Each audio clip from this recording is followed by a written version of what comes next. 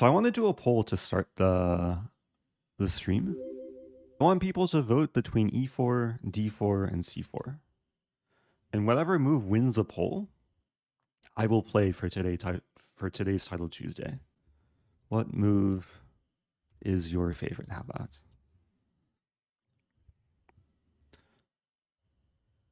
Clarify. Okay. Let's make this a 5-minute poll.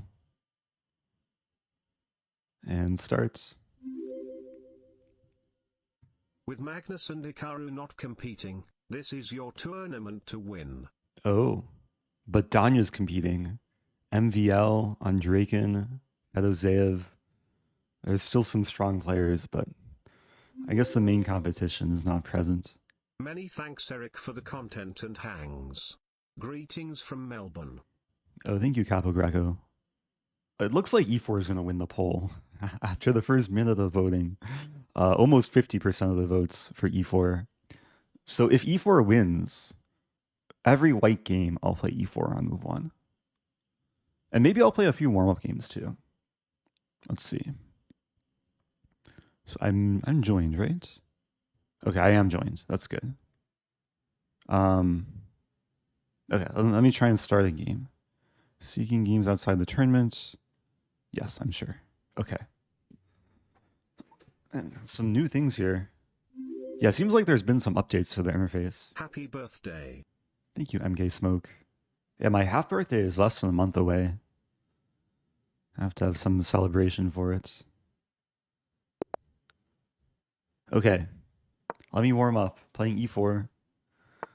I'll play Knight C3 Sicilian. I'll play this line D4. This is the Magnus Carlsen inspired line.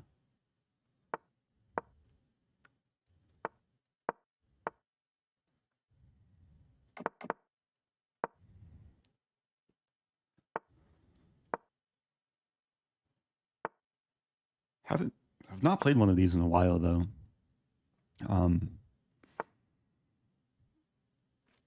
I'm thinking H5 takes and then Knight D5. But maybe G4. Like going for the pawn storm.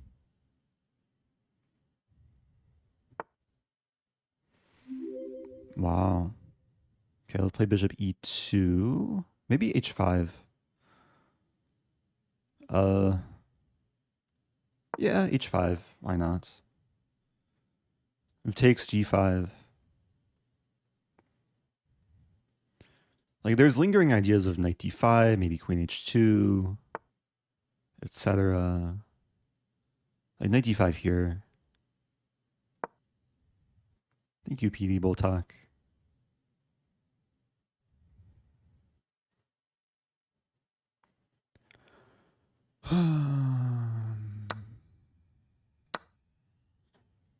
Yeah, this is really just a warm-up game, kind of a wake-up game too. Try and find some flow and some rhythm. F5. I think I can take and play Queen H2. I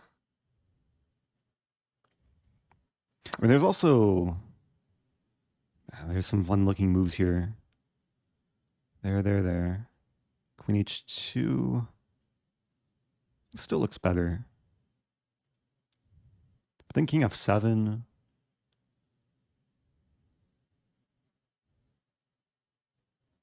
Huh. Take a moment here.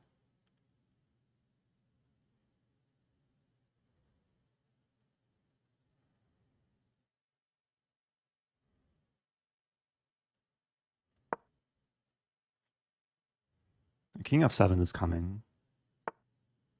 Or not. I have this move. Happy birthday to me. Good luck today. Oh, happy birthday. Eric. Your boy Aang. Also, thank you, Mulder. Yeah, so the problem for black is after knight g4, I check here, take. King will run, and then later I defend.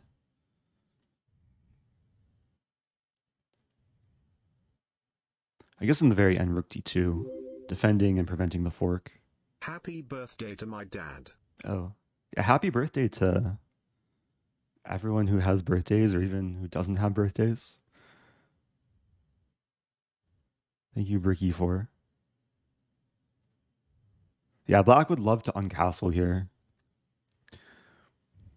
But you would need a time machine to uncastle. Oh, E4 wins the poll. Okay, 62 votes. So E4 is the move of choice today. This move.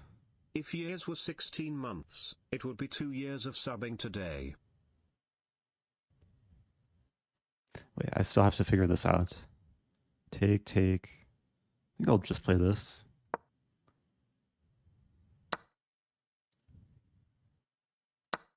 Like C2 still defended. Interesting.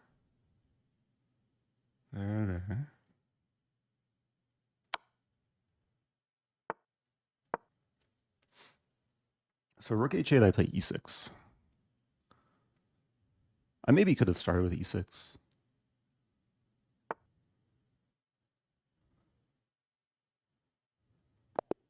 Okay, I was looking for the fancy mate.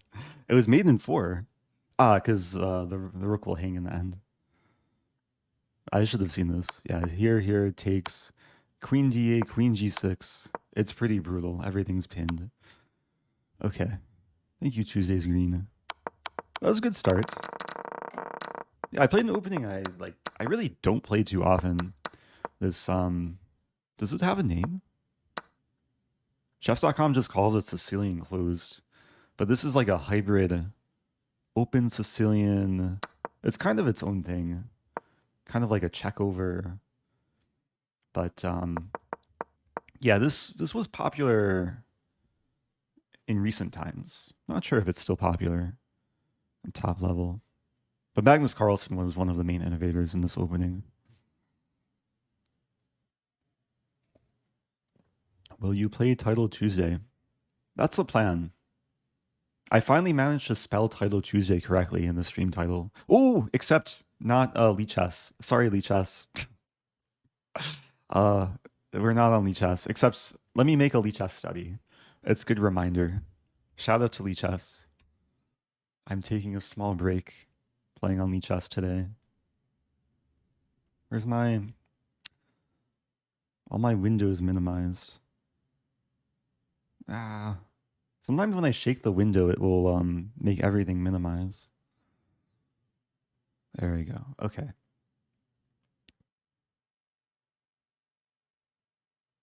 What do I want to do?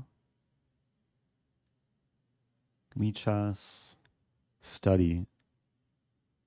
So with every game I'll play, I'll put it into a study. And today is February 7th, 2023, titled Tuesday. Okay. It's a public study. Exclamation mark. Triple exclamation mark. That's beyond brilliant.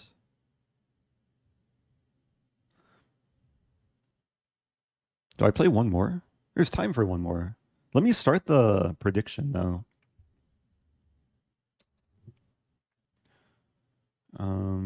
Start prediction. How will I finish in Title Tuesday? Here, I'll just show behind the scenes. The interface is a little bit confusing. I wanted to have the one with more options. There we go. Okay. We'll burn a massive prediction. There's 10 different options to choose from. Got it. Thank you, Flamewise. I think I have time for one more game. Yeah, one more game. As black, I'm a free person. I'm not tied to one opening. I'll play my usual. Oops. Almost mouse slipped e5. Okay, we'll have a Catalan.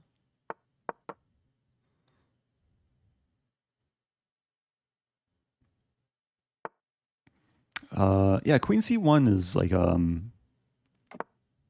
think one of the stronger moves. Knight C6 maybe.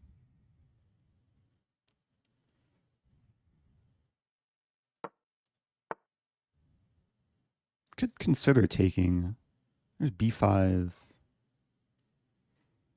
queen b6, queen e7, queen e7. Try and be solid. Thank you, Sandra Sardine.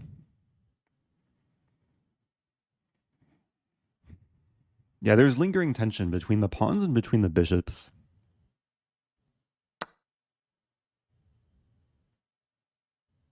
Um, rook b8. Sometimes rook b8 runs into bishop f4, but in this case, I can respond with b5. So it should be okay. Okay, in this case, take with pawn.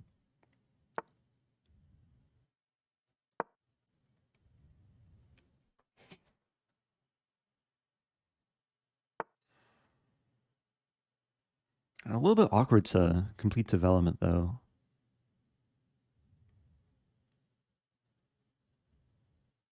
Like, this knight is a problem piece. So maybe like queen d6 and knight e7. Like eventually b6, bishop b7, maybe b6, a5.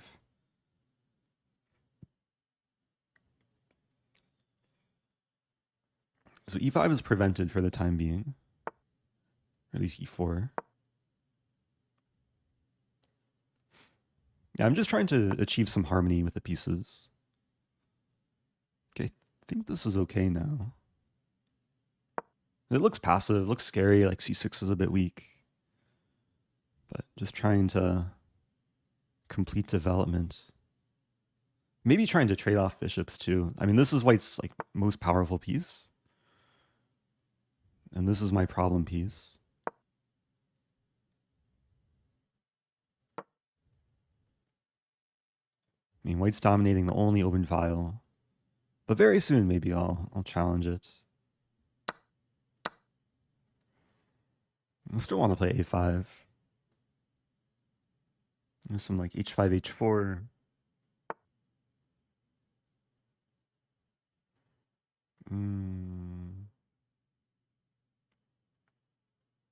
That doesn't work. Knight g6. h5 first. Queen d5. Wow, what is this move? Have to play this. That's getting weird. So takes. Is okay. Like I'm attacking the knight.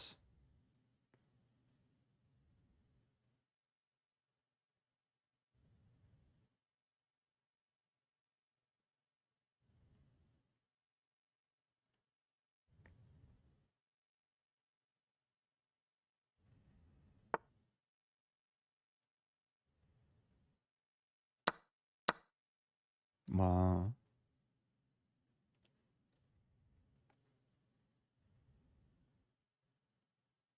Hmm. Yeah, I'm losing a pawn. Or am I? Maybe I'm not. Take.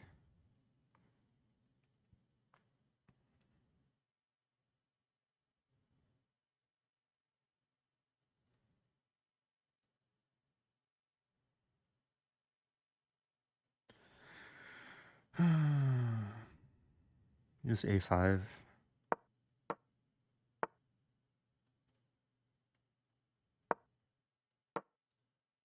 Blundering.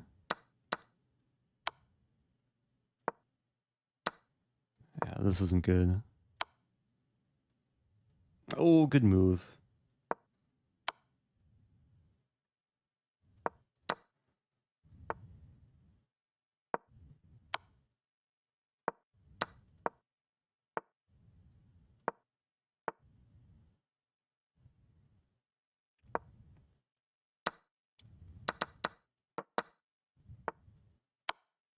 All I need is one fork.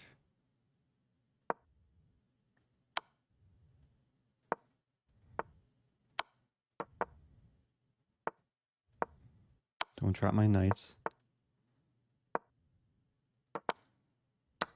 Don't checkmate me.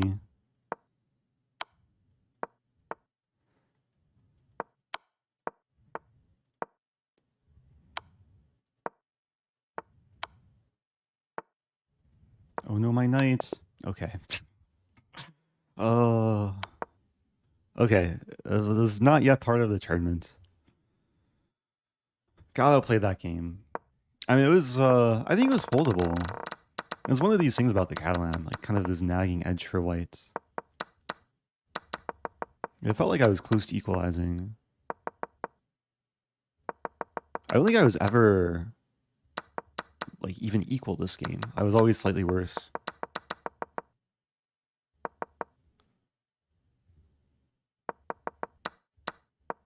I mean, of course, I blundered a little bit later. C7. Ah, so in this position, I rook dc8, which actually makes a ton of sense. And this would equalize. I take with queen, and yeah, effectively fighting for the c file. So tournament starts in 3 minutes. Okay, here we have some bigger names, even bigger than before. Wesley So and Magnus both playing. MVL is 8th seed. I mean, the top 10 are over 3,000. 320 players total. So what seed am I? 119. So if I finish like top 100, that's a better than average result, I guess. So normally what happens, I'll play down the first game, and then if I win, then I play up. Last week I had a very rocky start, getting upset early and then playing down most games. But okay, I'll try and stay in form. We did run a poll at the beginning of the stream, so every game with white I will play e4. That was the most voted for move. As black, I'll probably stick to Sicilian and like Queen's Gambit declined. Here we go. Playing an FM. E4 it is. And I'll stick with Knight C3 Sicilian. Been a pet line of mine for many years. Play F4. This is a more aggressive move. I sometimes play G3 or Knight E2. And black's already taking a lot of time for the first few moves. So D5, A6 are the two main moves. Knight E7, wow.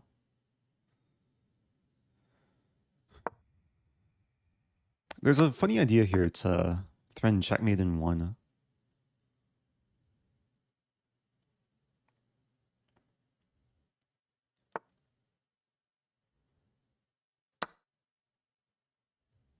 So now, yeah, I think we're just trading. I play a similar line, but with reverse colors against English. So this line, I'm basically up a tempo. Go for bishop e3. Bishop e3, queen b6. A little bit confusing.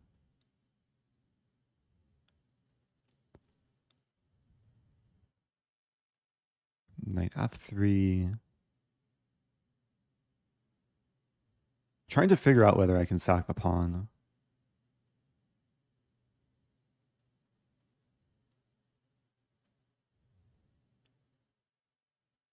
I'll play knight f3. The ideal setup, I think, is something like this. In the event of queen b6, which we might see here, then I'll go for queen c3 or queen e2 c3 bishop e3, but not quite happening.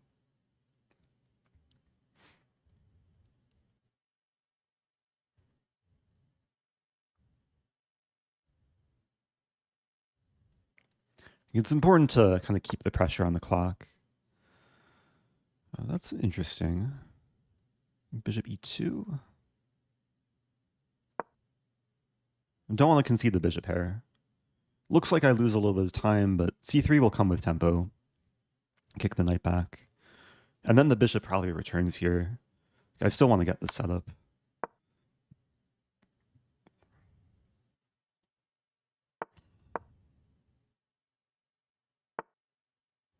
Bishop b4, bishop b5 might be coming. Mm.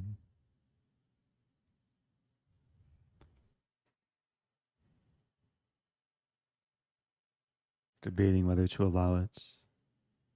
I actually have this move, but then knight c5, queen c2, take.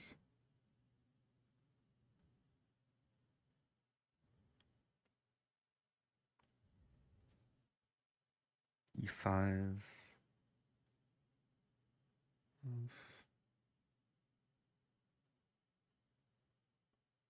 I'll play this first. Wasn't sure there.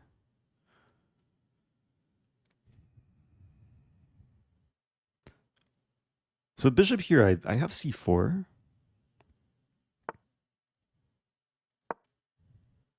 So I'm realizing I could have played bishop d3 first. There was no reason for rook b1. Because again, bishop b5, c4, queen e2. If knight c5, I play this move.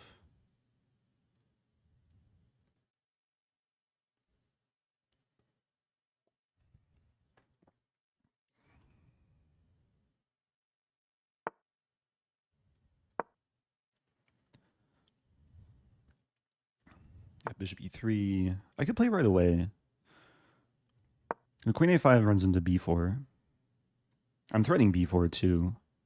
I'll probably queen c7 and then bishop c2.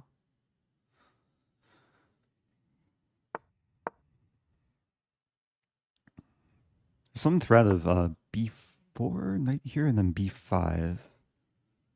I don't think I can play it right away. Just as first. I mean, now there's ideas of knight d4 and f5.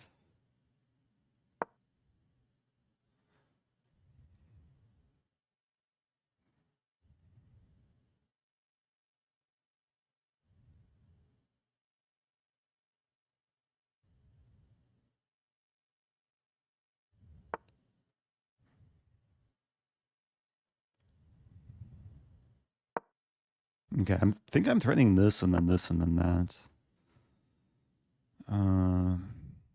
Like g4 at some point.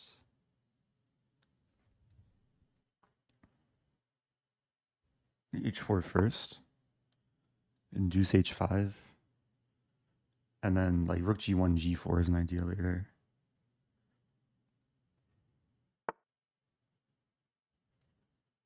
Interesting. I don't want to trade.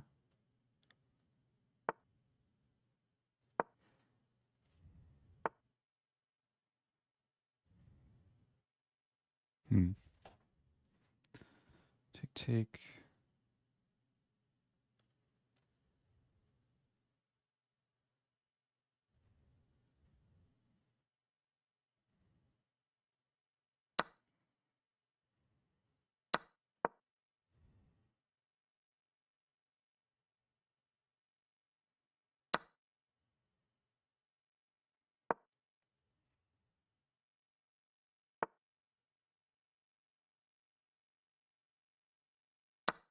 Not entirely sure what's happening here.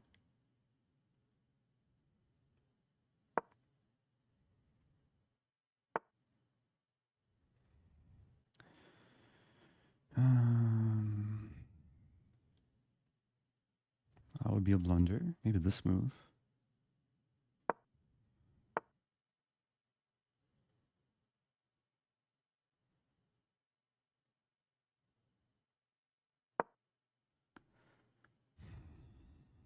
Threatening this to win the queen.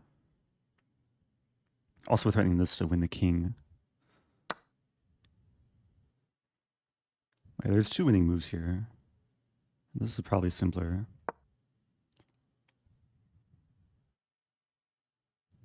Always play f6.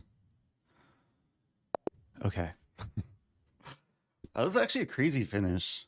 I think I'm fortunate to win that. Because the center was kind of crumbling, but I mean, when black moved the bishop away, then there was no bishop g7 to defend the king. Yeah, I also had this move and then take the queen, but f6 should be forced mates. Yeah, mate in 3. Thank you, 6TV. Thank you, Cheesy Danish. So that's game one. Can we watch a game?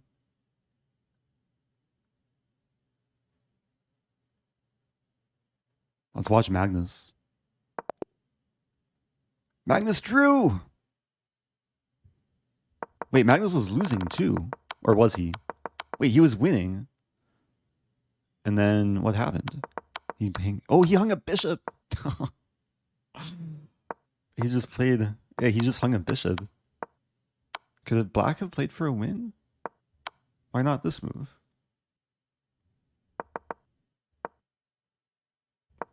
Yeah, Black should have probably played for a win there.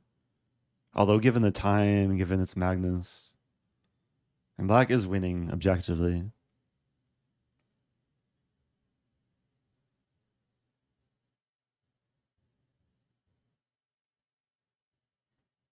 So I'm ahead of Magnus. Let's go. After one round. Maybe that's the goal for this tournament.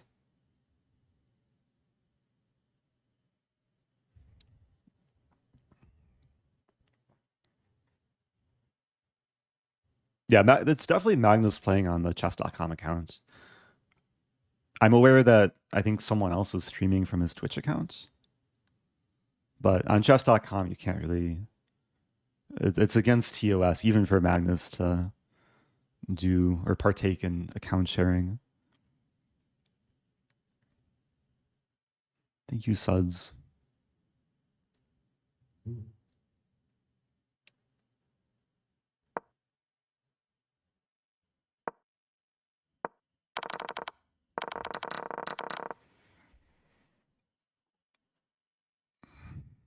Okay, final game. Wait. One game left. Okay, next round starting soon.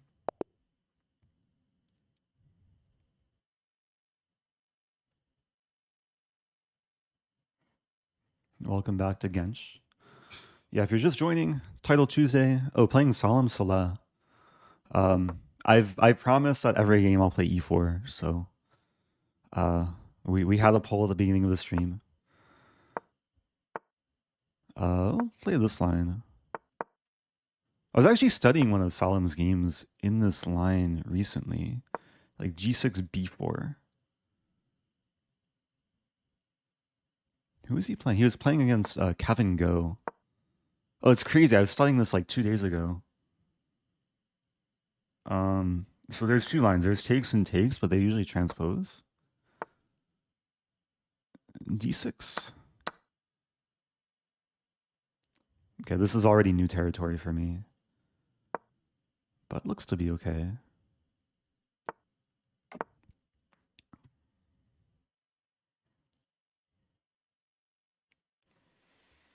C5. I mean, I like the trade. Like C5 is maybe a tender pawn.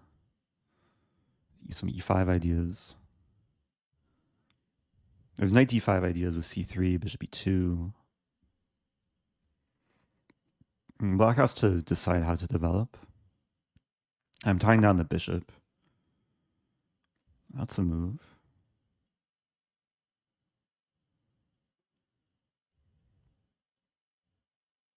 I'm thinking A4. A4, B4, knight D5, bishop G4, and then C3. I was looking at some line where we trade. I have knight F4 in the end.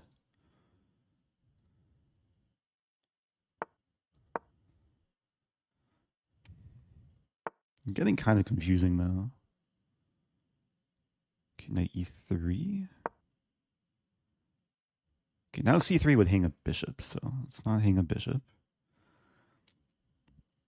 If I take the knight, just bishop C4. And D3 in complete development.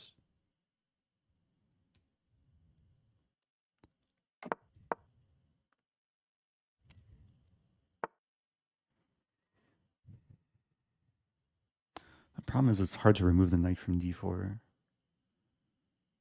Take.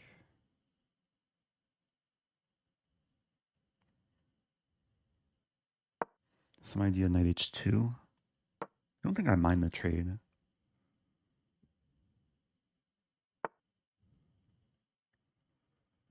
Although that allows knight e5. Bishop b2 takes. Maybe bishop b2.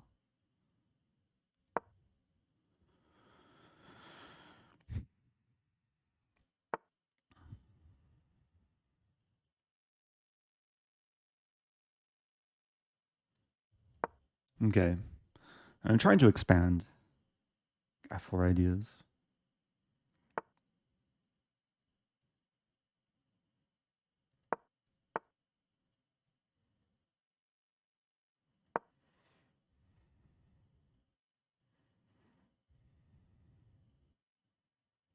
What's going on here? g5, wow. I think I have to play g3, but looks weakening. g3, take. Queen h4.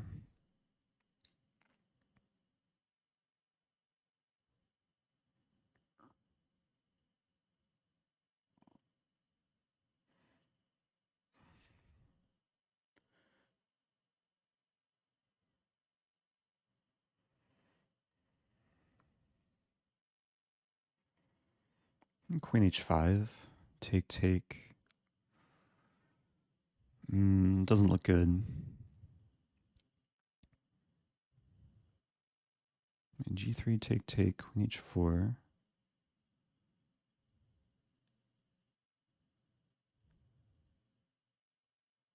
It's actually very difficult to play.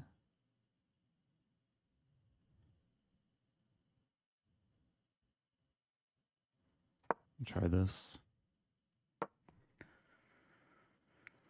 I'm in trouble.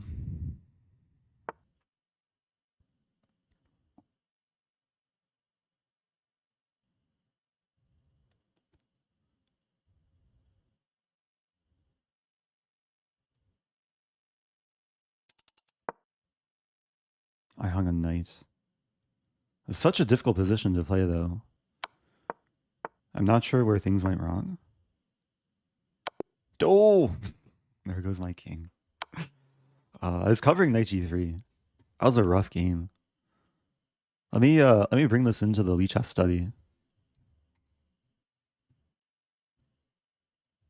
I'm not too upset though. Like I thought the opening was really interesting. I got to play this line I was studying recently.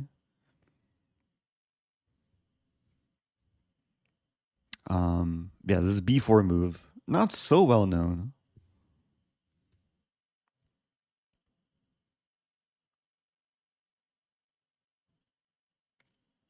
So yeah, the line usually goes cb4, knight d5, knight f3.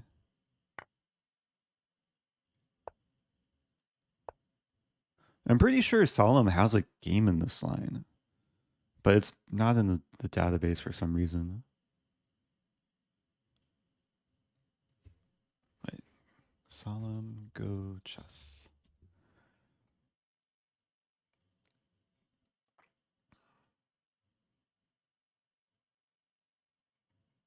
I'm trying to find the game, but maybe I'm just imagining things. Anyway, d6 was played. Oh, Stu Copen against Derek Wu. So I took. I played rook b1. Wow. So engine move here is knight a4, which was not on my radar. But interesting idea to hit the pawn. What is queen c7, knight b6? B6 is clever. We probably can't take this. So maybe we can. Yeah, it gets into like a very wild position. Also, thank you to the resubs and the prime subs. Onyx a Dog, Neodoria, Oscar Burr. Yeah, it's Title Tuesday today. I'm 1 out of 2. I assume Magnus Carlsen has passed me. I started the tournament ahead of Magnus as he drew his first game. How do I see it?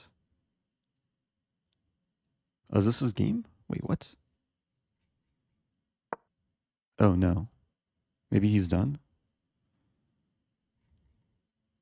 Oh, yeah, he's done.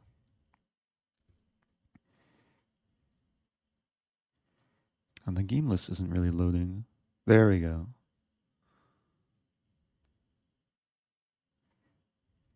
Okay, we'll watch a game.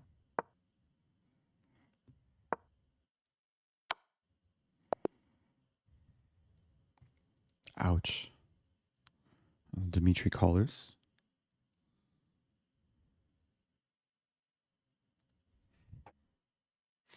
That's a lot of queens.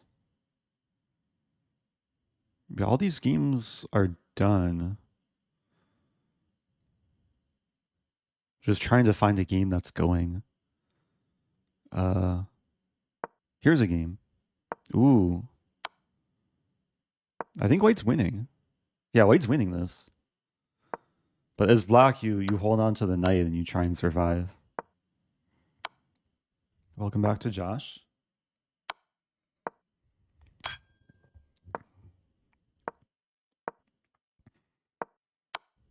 Yeah, this is a pretty routine win. It can sometimes be tricky.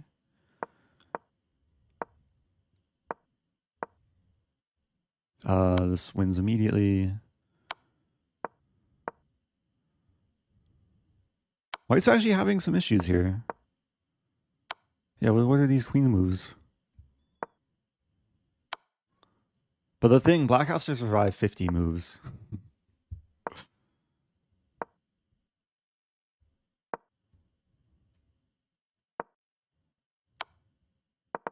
Yeah, these queen moves are not giving confidence, and this is a fork. Wow. Yeah, never resign when you have a knight. What a game. Nice survival. Okay, next game. Playing Danila or Milan Danila. Here we go.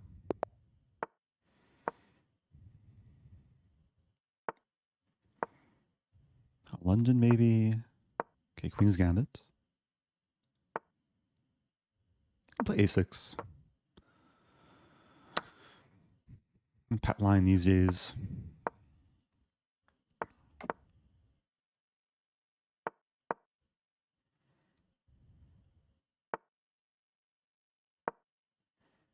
Yeah, I'm delaying C6 because there's cases where if white castles, I play C5 in one go.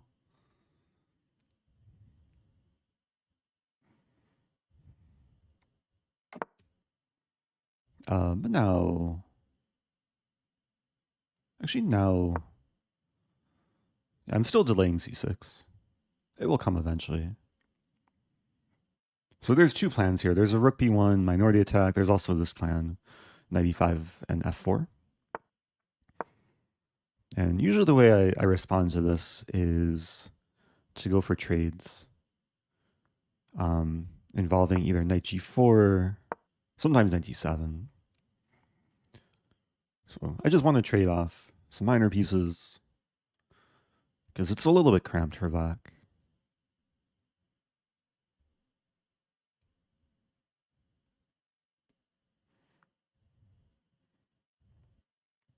I've probably had this position a handful of times before. Knight G6 coming. So white goes for this. I might go for some like kingside attack. Queen G5 may be coming.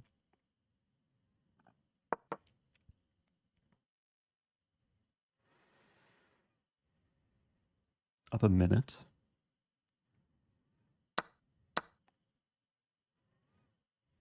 Yeah, so knight H4 is already some danger for black.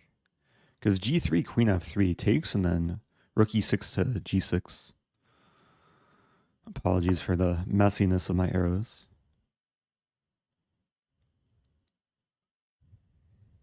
That's a solid move. I don't want to trade queens. I mean, the queen's coming to g3.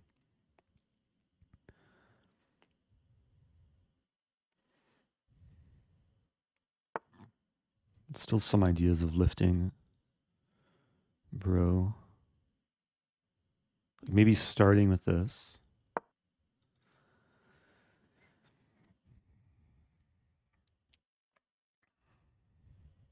I'm envisioning knight h4, queen g3, queen h5 with a threat of rook g6. Okay, now rook f6. And maybe some h5. We're probably going to see h4 and then queen f5. And I'll be threatening knight h4, take rook g6. Hmm.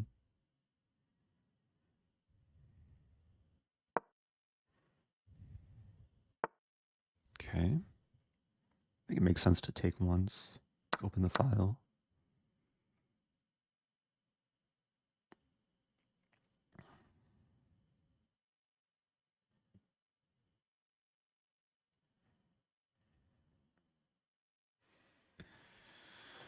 Rook a3 is a move. Rook a3 is kind of interesting. Because knight here, I play this, threatening the knight and h3.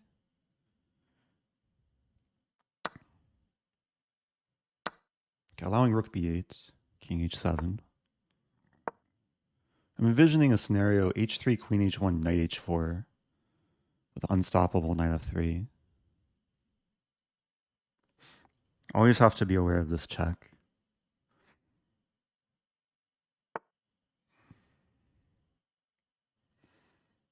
Can I make this work? Like take? The problem is g takes. If I play this, knight takes, man.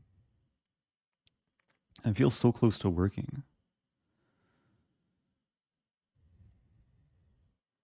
Maybe I just take this way.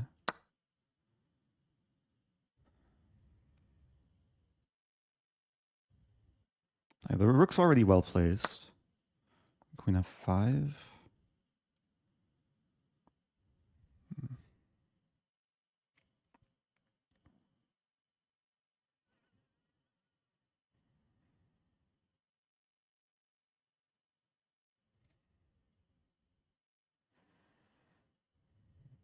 Not easy here.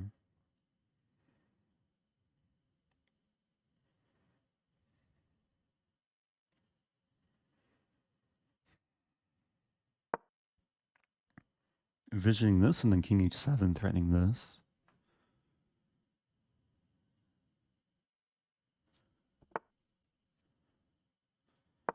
I can play this right away because queen c8 check.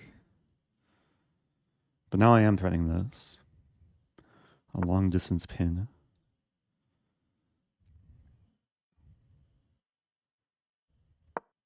Okay, so the rook can't be challenged. Queen controls d1.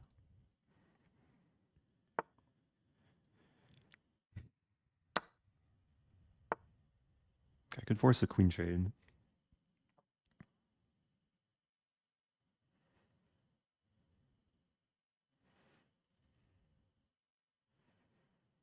I think I just play, no.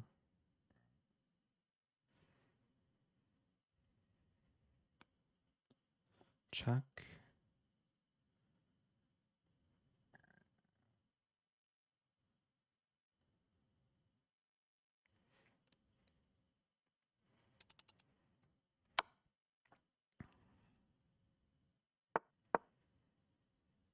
Feels really close.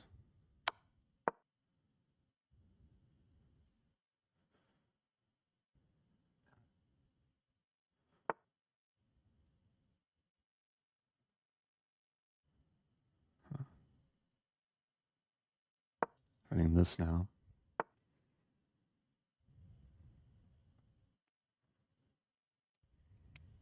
And now I'm running this. There we go.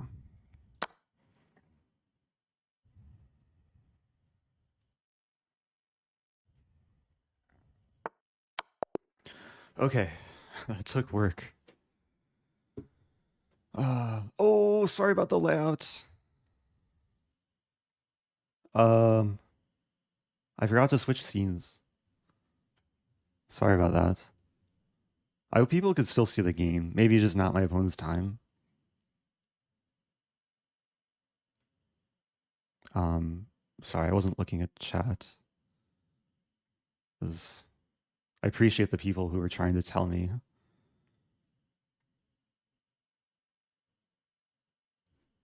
That was round 3, so one more round until a break.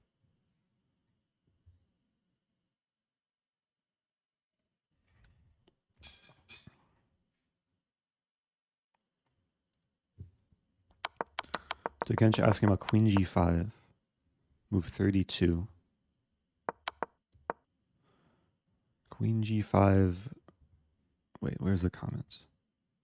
Rook f2. Yeah, that looks to be winning. What did I play? Yeah, it really felt like something was here. Although, wait, queen g5, rook f2. There's queen h8, and then rook g1. I have to be precise, but rook d1 that looks winning here. A nice counter pin.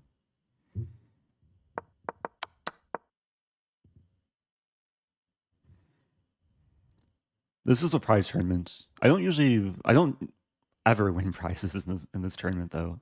It's very competitive. But maybe someday I'll win a prize. I'll have to score very, very well. Oh, let's watch Tani. Okay, this should be a draw.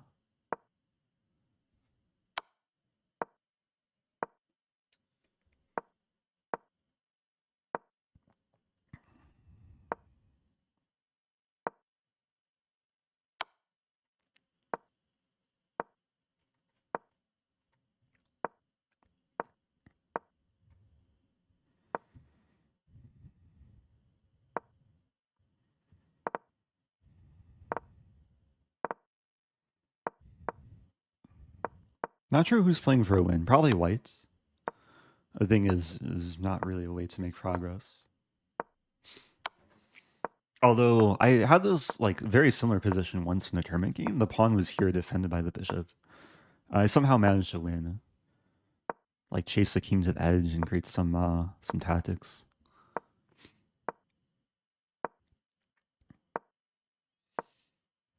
First time chatter says hello from Japan. Enjoying your informative contents. Appreciate that.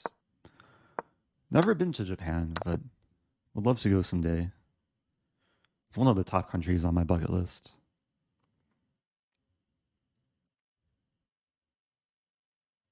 Okay, next game. Oh, muscle memory almost took over. But a promise is a promise. Pawn e4. We have a French. What do I play against a French? I'll play this line. This advanced variation.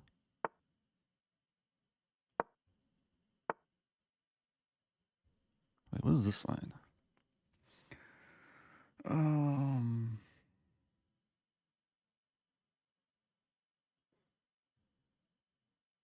I think it's. Wait, is bishop d3? There's some crazy line where things happen. I think bishop b5 takes and then b4. Okay, let's castle. I'm kind of improvising, treating this as a gambit. Rook e1.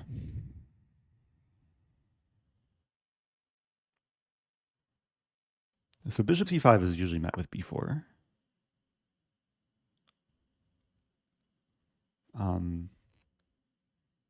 This is h4 here.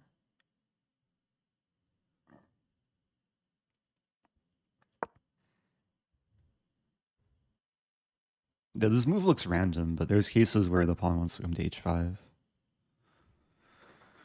The last time I studied this was about a year ago, preparing for a game in the Reykjavik Open.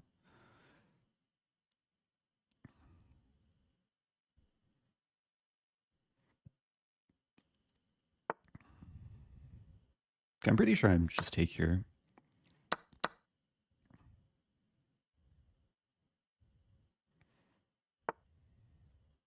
Like, I remember looking at these structures where, yeah, black has a bishop pair, but the center is very solid for white.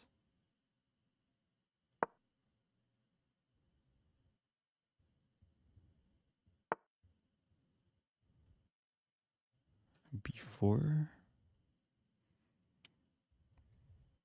Queen D3 first. Maybe eventually H5.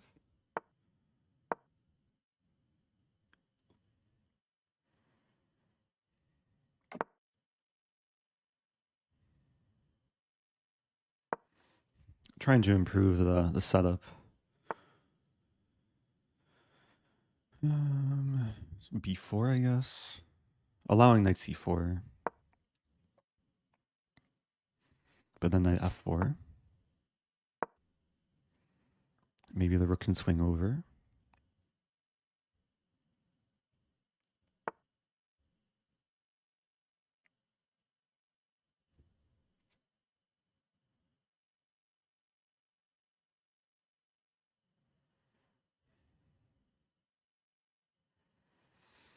Hmm.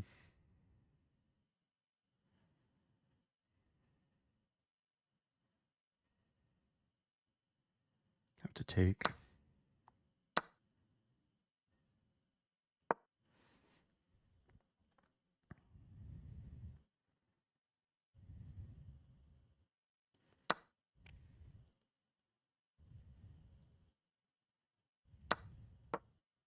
Trading down a lot.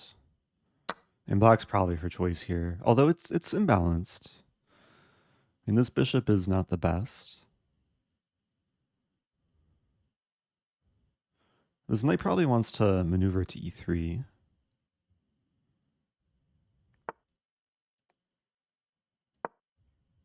We might see bishop G5.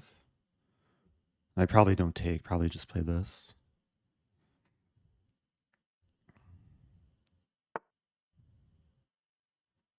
Okay, go after the D pawn. It's kind of a fork.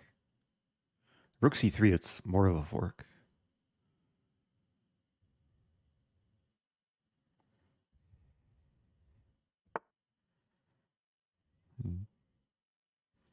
We trade.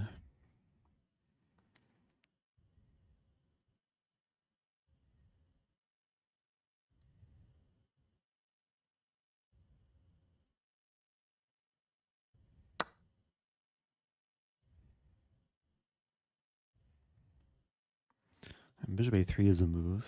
Bishop A3, I play this and then this.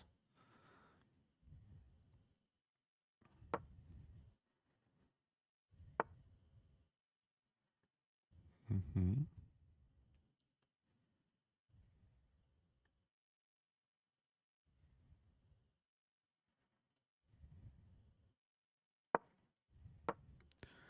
Yeah, so we trade the rooks and then black wins back the pawn.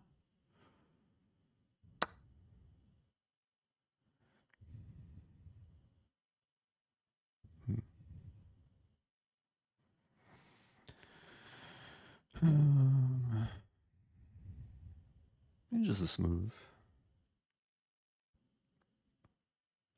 Idea D5. Bishop G5, I play G3.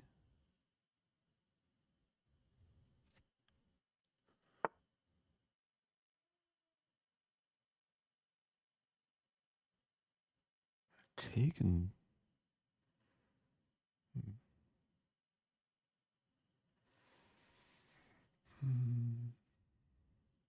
Wait, no, I just play this first. Take.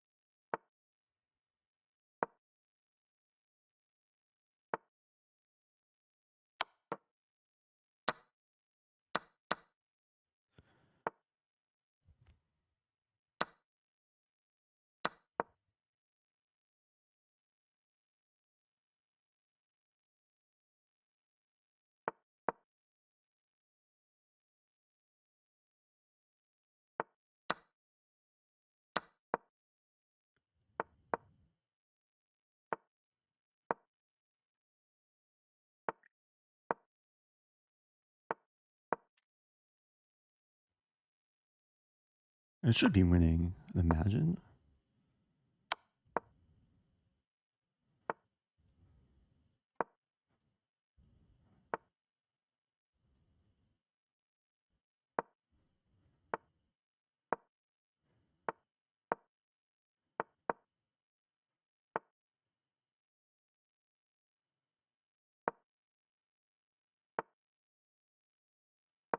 No! I flagged. Ah, that's the one thing I'm not supposed to do there. Oh, it's kind of tilting. Why did I flag? The 1 second increment. Yeah, I should have moved around quicker. I usually don't make those sort of mistakes, especially in an endgame like this. Is it objectively winning though?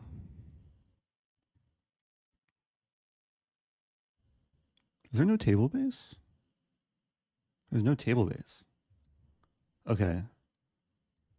Let's I'll check the Lee chess table base. It's probably a draw. Even though I was cutting off the king.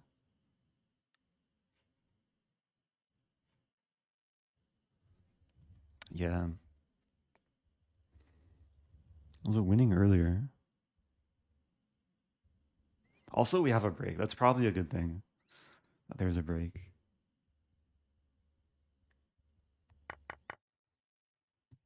Yeah, this is surprising that there's no built-in table base. Because the table base, at least the 7-piece table base is it's like open source.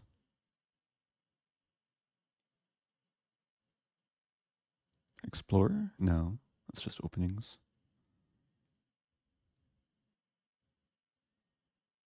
Hmm.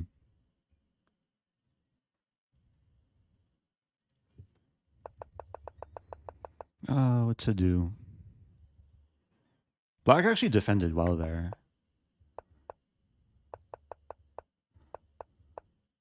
Also, I was very close to getting mated here. Like bishop c6 is almost a winning move. Because it threatens the knight because it obstructs the rook from defending the knight, but it also threatens mate in 2. And I almost didn't find knight takes b7. I think I was about to play a different move. I was about to play f4, which is also kind of interesting. Sack the knight and play this.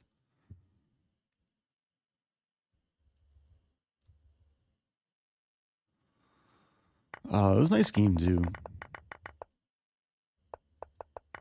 Like showed the power of knights over bishops. And then it felt like this was very close to winning. G4.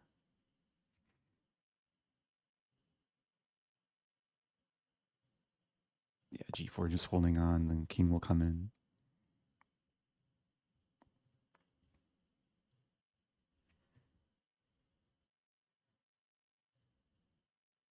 Okay, I'll take a small break. Yeah, 6-minute break. I'm gonna get some more coffee, and I'll be back soon. Maybe I'll put on some pentatonic if Matt is still here. Also, welcome to Otwagi.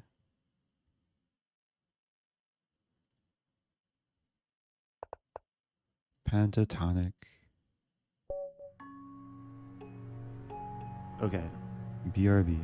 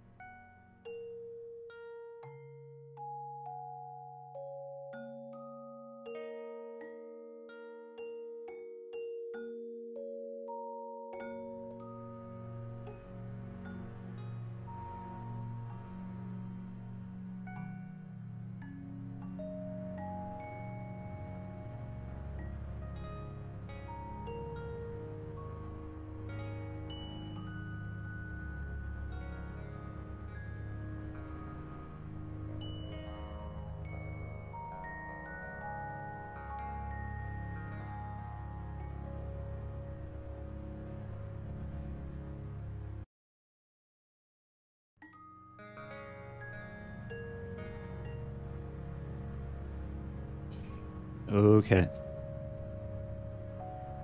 Just make sure that I'm ready for the next game.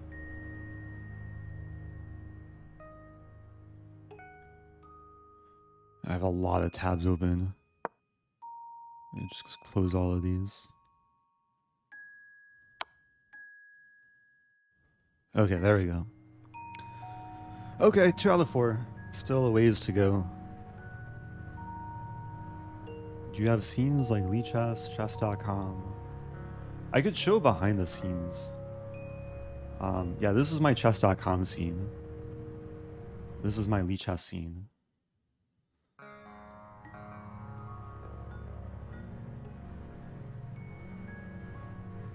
I also have, I mean, this is where I keep my scenes. So I have my starting scene. My duck scene for duck chess. A few other ones, Scrabble.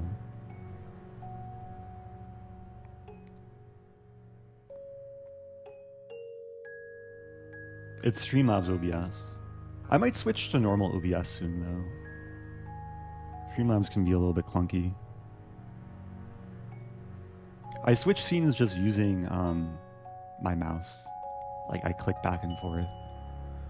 It's just usually off on another monitor.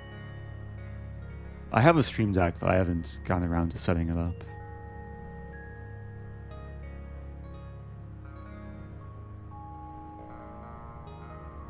What would you do if you weren't doing chess? Maybe duck chess. Maybe Scrabble. As a career, I'm not sure. Happy 11.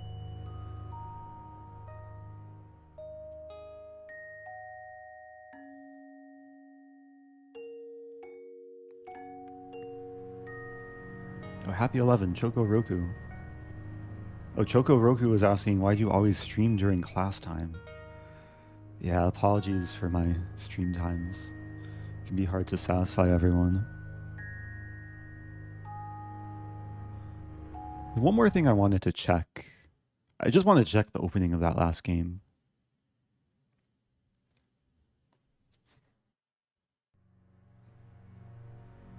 It's been a while since I looked at this theory.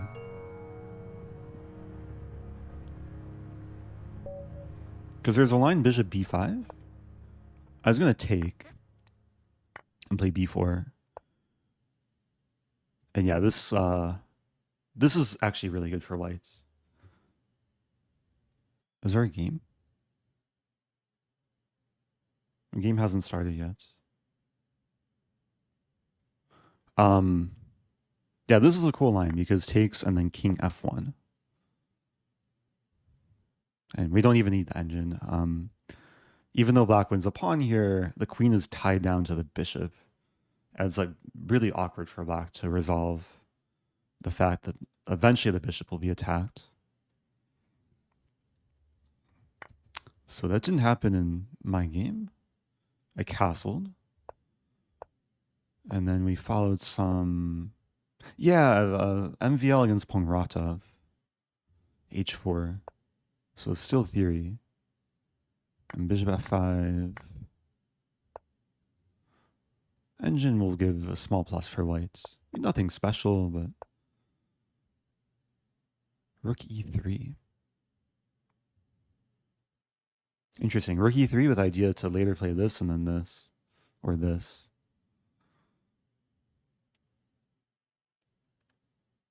But knight e2 is also up there.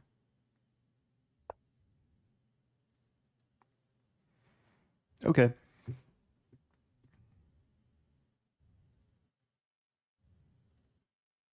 I don't think a game started, unless it like opened in a hidden tab. I'm pretty sure I closed all the tabs. Yeah, playing Triquitos. E4.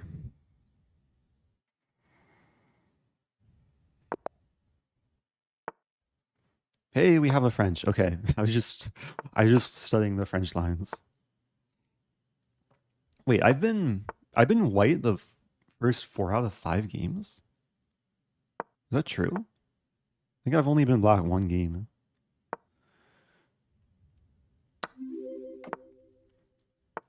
hello. Good luck, Eric smile. I had this exact position earlier. Opponent played knight e7, h4. I was just looking at this with Stockfish. Oh, it's such a funny coincidence. Knight f5, yeah, I take. And then take. I think we were looking at the bishop here. Or no, the pawn was here, but it should be similar. I'll start with this, bishop e6. And then I play this rook e3 idea. Or knight e2 is also being suggested. I feel like knight e2, it's a little bit more intuitive. Because knight wants to come here immediately. It's so nice being armed with like fresh engine lines. Like right before the game. Hopefully chess.com doesn't ban me for at least playing the first few moves like an engine. h5 looks playable.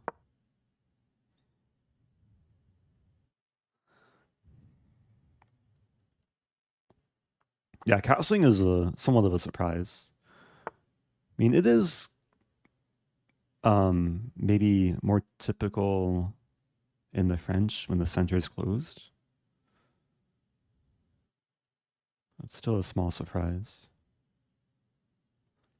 The question is how to make progress. Maybe now rook e3. Yeah, combining all the Stockfish ideas I just learned. I want to play rook b3.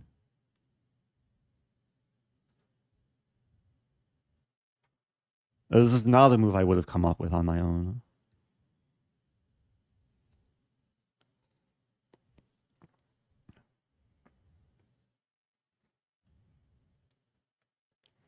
Because usually like the bishop develops, a3, b4. I'm actually not sure how great this is, but it looks interesting. Bishop d2. Restrict the knight. And there's this maneuver. The problem for black is g5 is nearly impossible.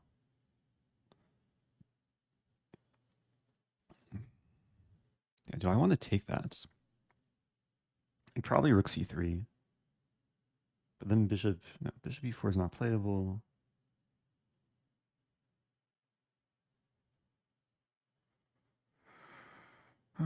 Take. Rook c3, knight c4.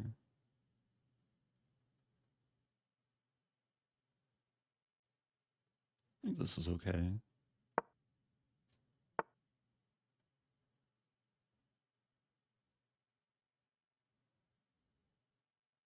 Maybe not too impressive. Queen b3? Or pawn b3? Take.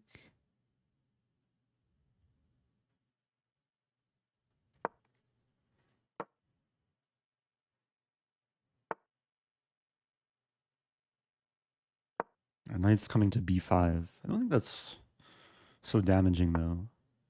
d4 is defended, and I'll play a4.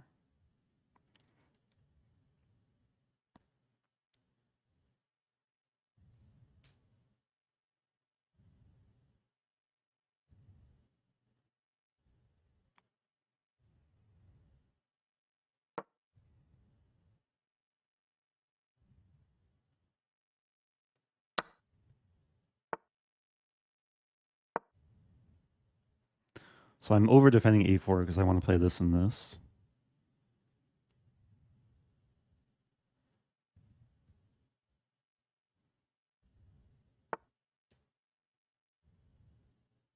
Okay, take. Okay, very positional.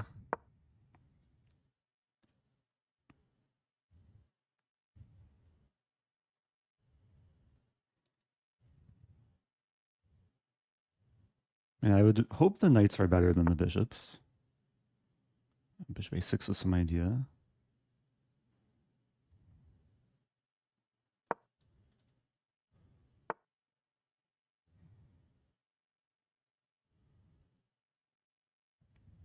Hmm.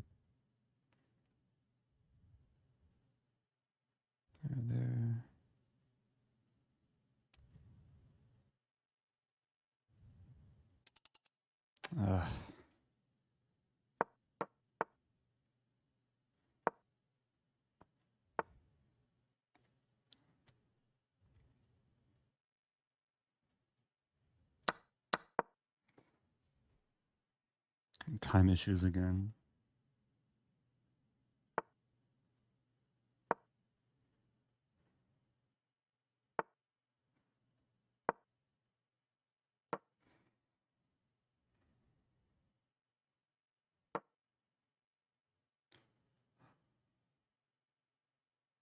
F5 is a target.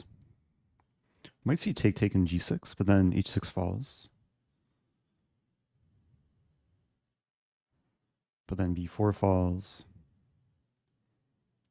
Ah, but then I have some breakthrough. Okay.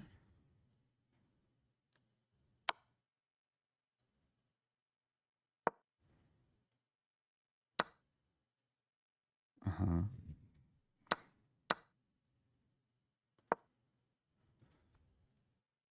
So I want to take the pawn.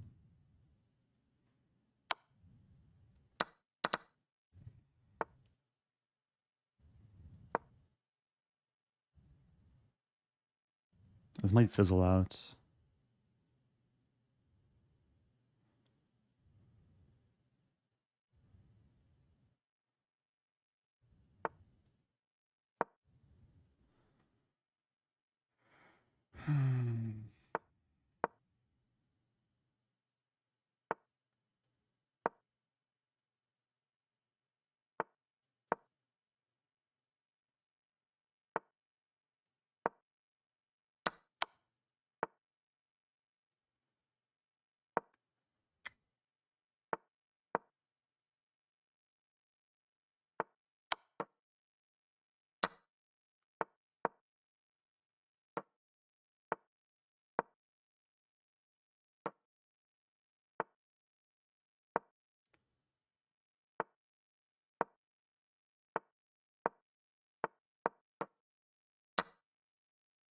How I'm winning this.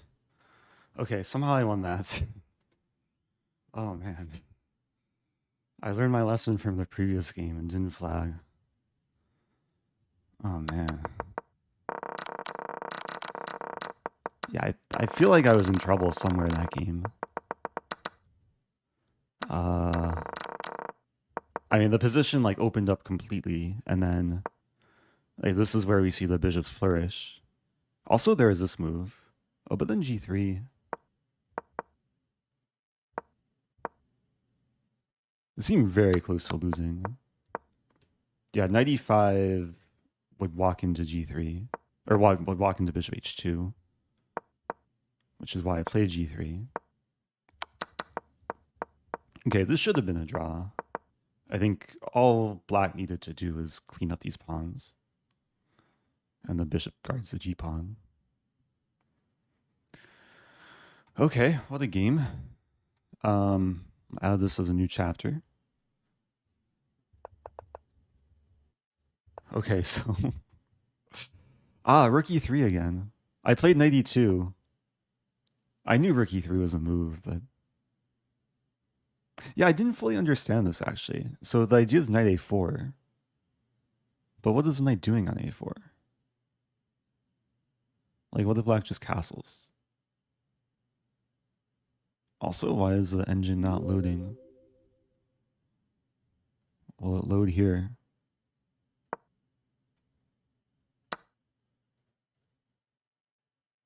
There we go. Okay.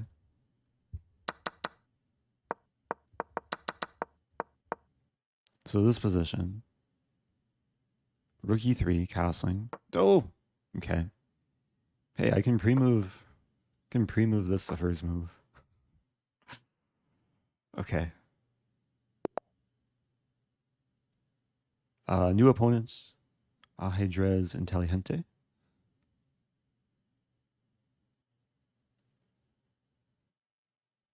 Does my opponent not realize the game has started? Can I pre-move this? I can. Can I pre-move? A lot of unrealistic pre-moves. I can't pre-move king takes e1. Queen takes e1? No. Can I pre-move this? Wow, I can pre-move castling too. Oh. What about queenside castling? Wow. It's weird, like it doesn't show the clock highlighted. Like here it shows my clock highlighted, and then for the rest of the game it highlights the clock. I feel like it didn't used to be like that. All right, let's play Accelerated Dragon. Play bishop here.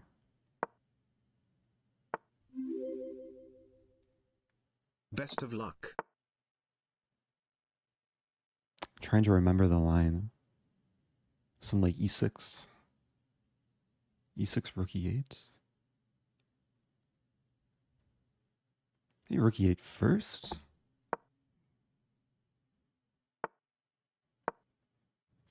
There's some like weird line in the Accelerated Dragon. Like usually it's a big no-no to play g6 and e6. Because it weakens dark squares. But in this case, there's some alignment. Like the bishop is a target in some variations. I'm wondering if I can play e5 here. Takes, takes, takes, takes. I could also take and then play e5.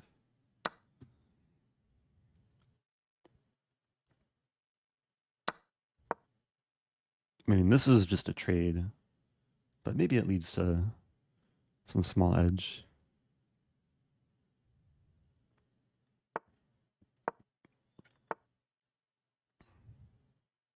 Or it just leads to an interesting position. Yeah, let's take and bishop e6, gambling the pawn. I didn't really calculate like bishop b7 so deeply. Just see rook b8 and there should be compensation.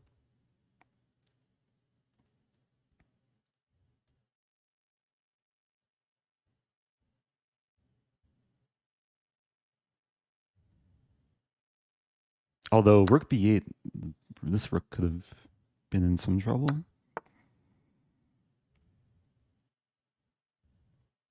Okay, this looks nice. Rook c6.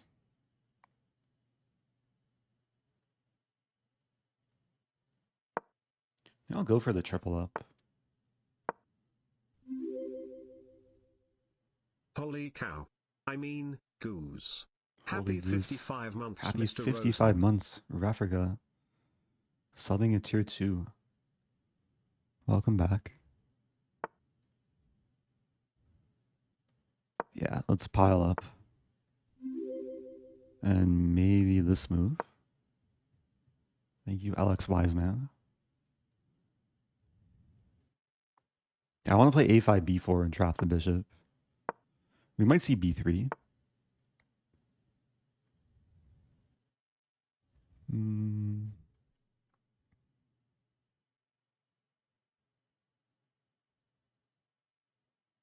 Take, take.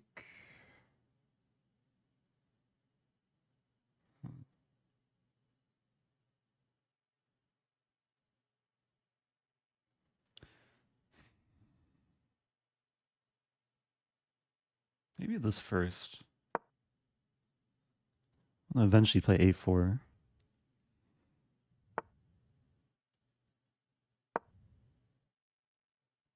So queen here, I have bishop f8.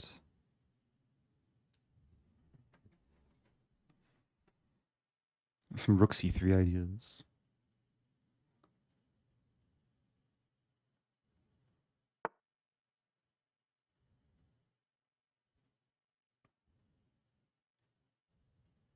Okay, I'm threatening to take in queen a2.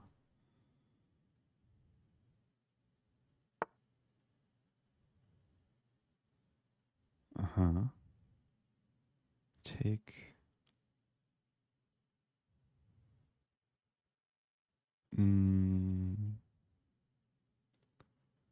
B4, take.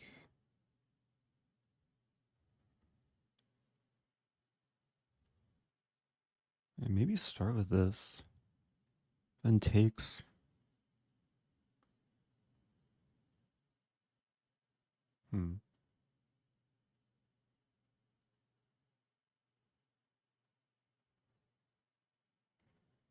Not seeing anything clear cut.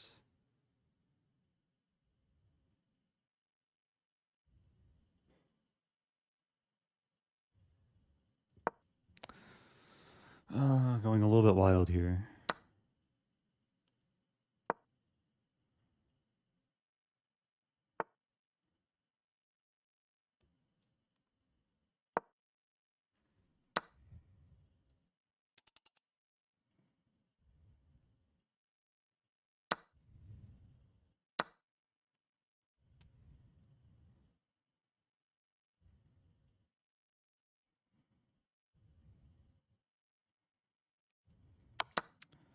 I've really messed this up.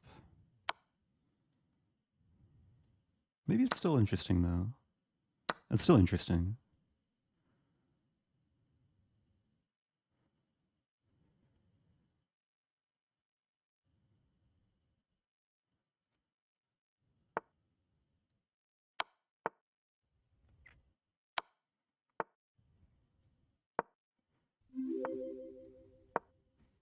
Less than 3, less than 3, less than 3.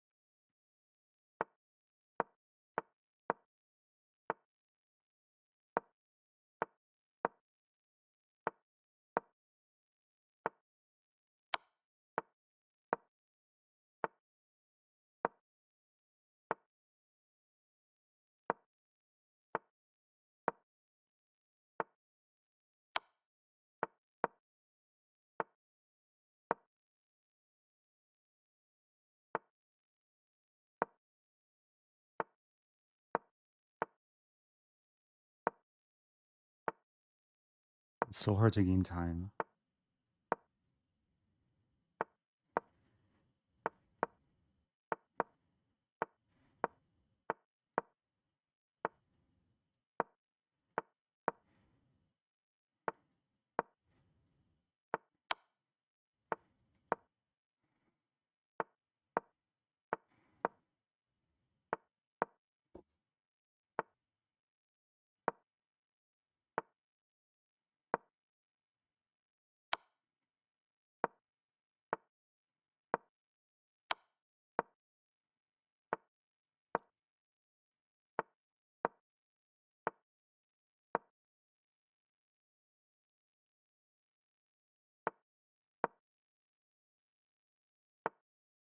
Okay.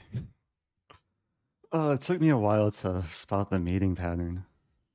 Was I close to 50 moves? It was 95 moves.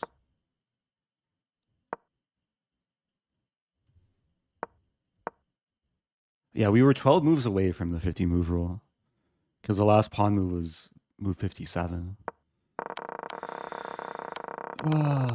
Okay. I'll take it. Oh, man. Yeah, I was scared of repetition too, which is why like I've maneuvered the bishop to h6.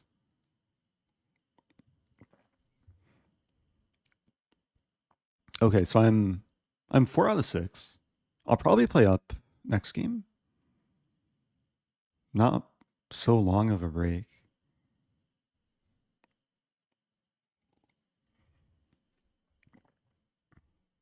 Yeah, I'm sure there were missed opportunities at some point. This is the final game. Okay, looks like a dead draw.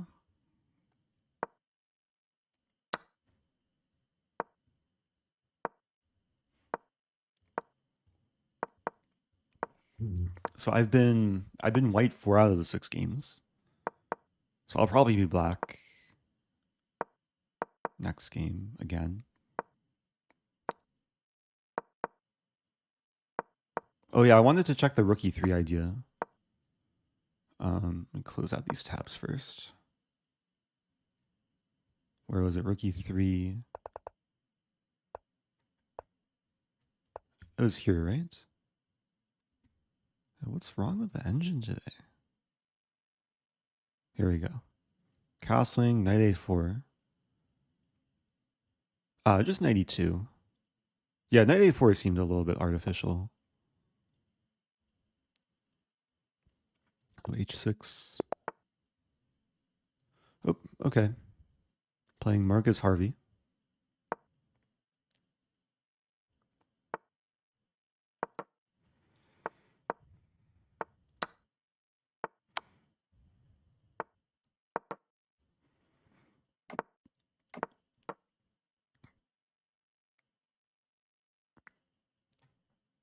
Yeah, this is a Ray Robson variation of the Catalan.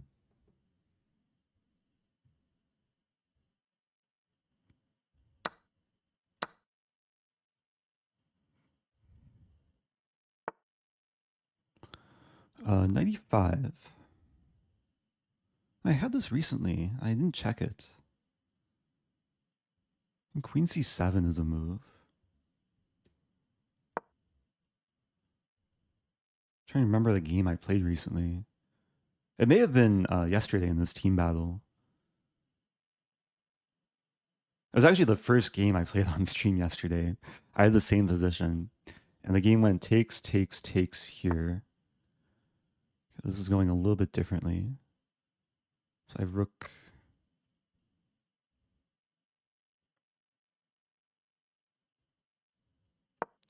Rook d8 first.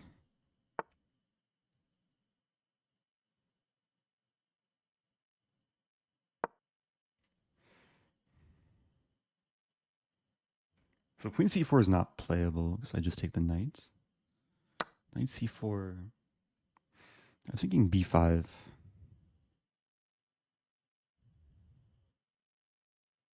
And b5 takes rook b8. Not sure if that achieves much.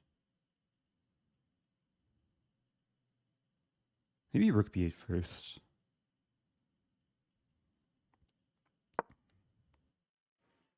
Looks a little bit awkward. But b5 is a big threat.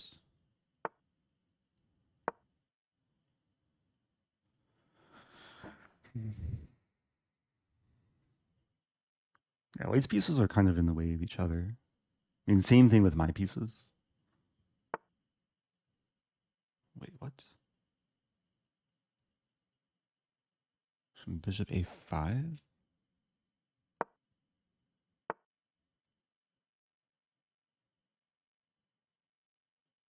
Interesting. So queen will save itself.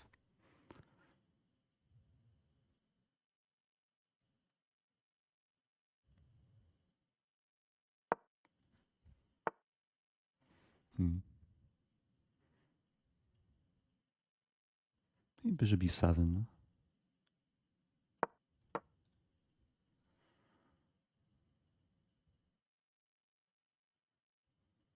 A confusing opening.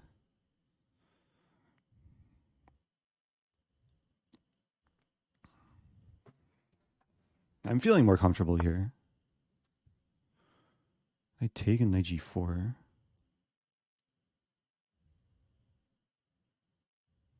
That looks playable.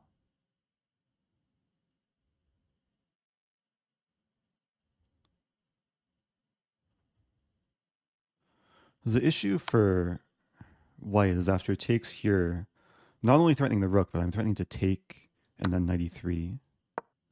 Not sure about knight c5 though. e4 also missed.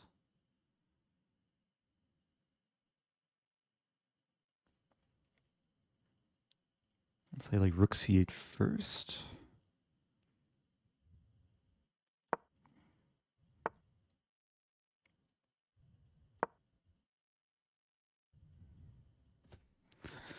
Yeah, probably a little bit worse here.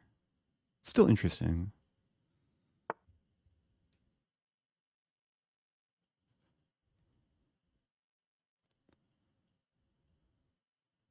Take. I could take.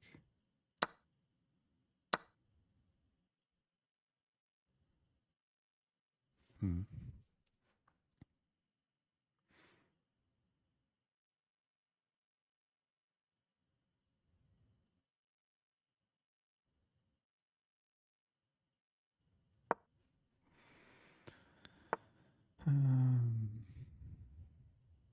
I just don't see a plan.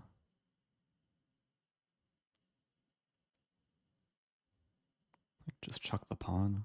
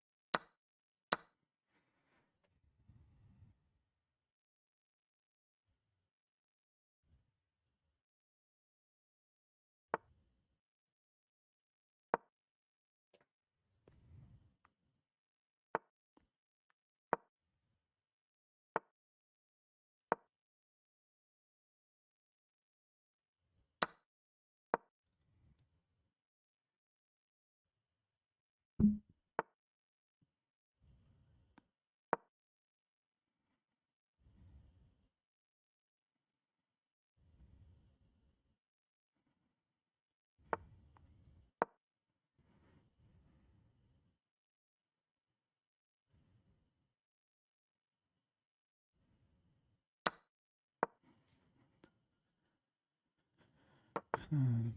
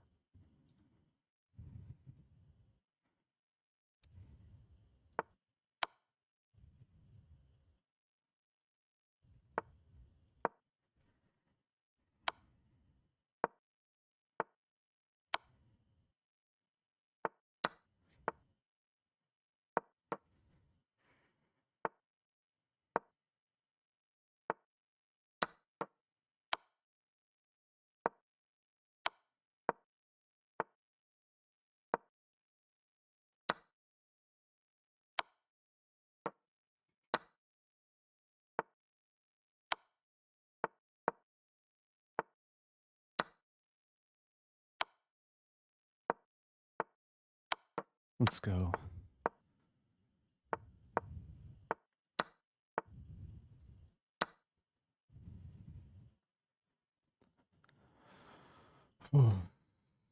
Had to come up with a lot of moves there. Oh man.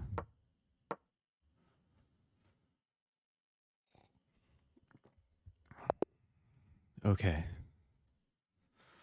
Oh, that was a pretty tense time scramble. I got so low on time. I felt like I was getting outplayed too, but there were a lot of moves that just had to keep the game going. And the queen was tricky. I mean, white's pieces were also tricky. Like once I won the bishop, I thought it was going to be simple, and then all of a sudden h6, and it wasn't so simple. And then knight f6. White could have forced a draw.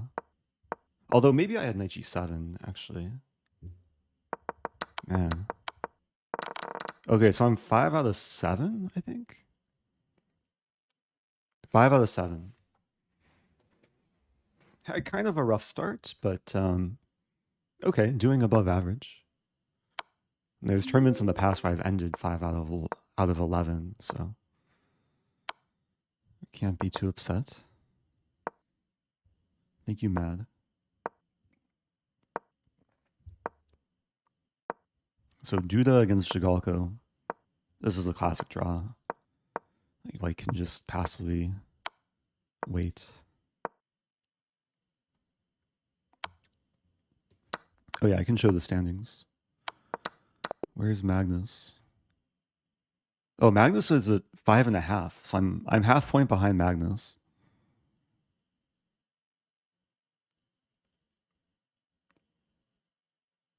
Yeah, a lot of people with 5 to 7. Top 50. Playing an FM. E4 again.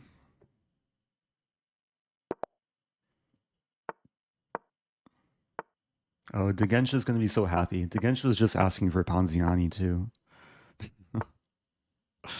Oh, this line though. This is a tricky line. Bishop D6. I think D3. This is a game Nakamura against Fiddler. It's one of the few Super GM games in Ponziani. I studied this ages ago.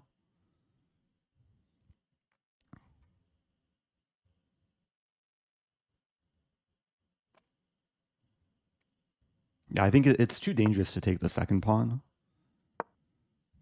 It has some Stafford Gambit vibes, like the structure against the structure.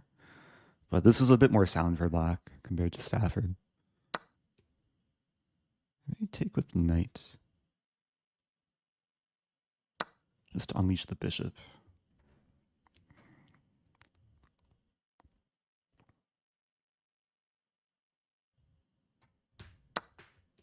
Okay. Up a pawn. Probably losing a pawn back. Unless I play g3. Or take on c6. Take on c6 attacks both rooks. Okay, there's queen e4. We trade. Queen e4 defends both rooks. Look at this right triangle. But it should be a just nice endgame for white.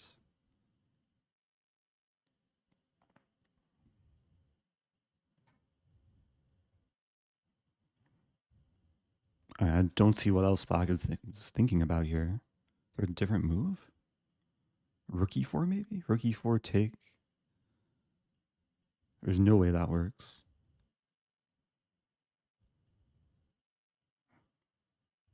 It's possible that you don't necessarily consider queen e4. That's a weird way to defend both rooks. This rook through X-ray vision. I mean, what's probably going to happen is takes, bishop e3, rook b8, castle queenside.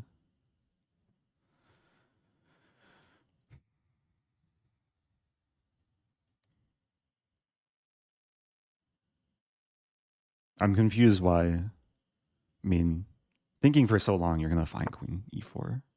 Oh, the bishop can move. Oh, I forgot the bishop can move. Oh, the rooks are connected. Okay. Yeah, this is playable too. I think I play this. And queen is solid here. Not easy for black to remove. Rook b8 won't even threaten to take the pawn. I mean, maybe rook d1 first.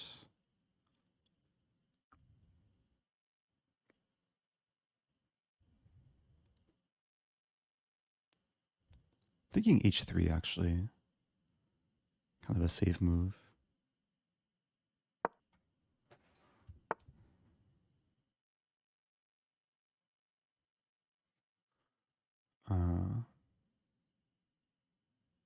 Queen b7.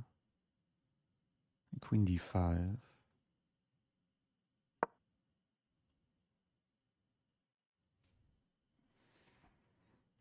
Have to be careful.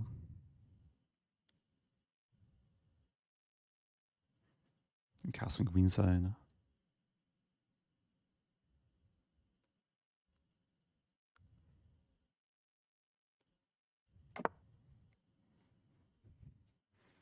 Bishop here, queen a5. Later ideas of taking and using the pin. And the queen defends the rook, but a lot of geometry.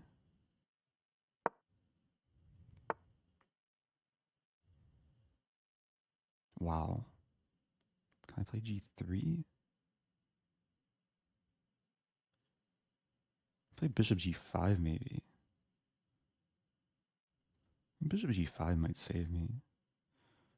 Wait, what's happening? Bishop g5, bishop f4.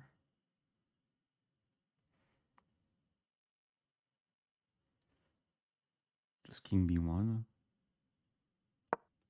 There's so much geometry happening.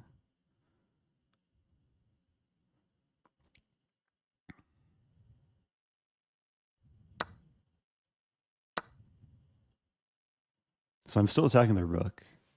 Probably want to play a3. Also still up a pawn.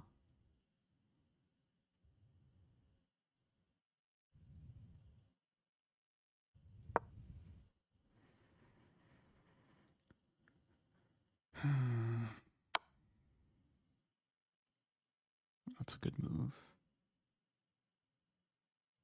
I'm losing back the pawn. Rook d8.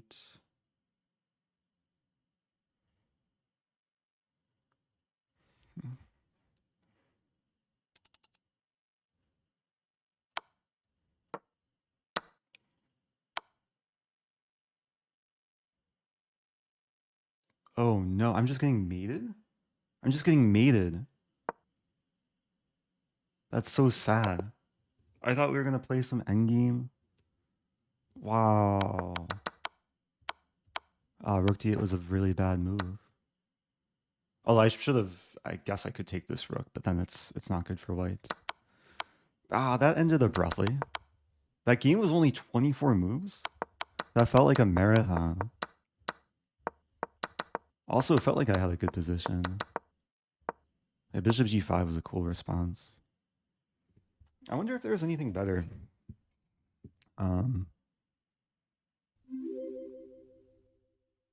Oh no, my checkmate frown. Yeah. That was a fun game. Yeah, I was so confused in this moment. Like, black took time. I guess bishop e6 was a good practical decision. I forgot the rooks could just connect. Yeah, great position though. Yeah, rook a4, queen g5. Wow, so it's already bad here. Yeah, I saw bishop f4. I thought king b1. And everything's defended. And what if takes? Queen f4, king b1? Because the queen can't be taken. Bishop a2. Yeah, the king gets kind of stuck.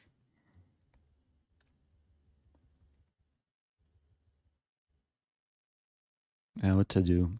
Just to show the database, I wasn't lying. There was a Hikaru Svidler game.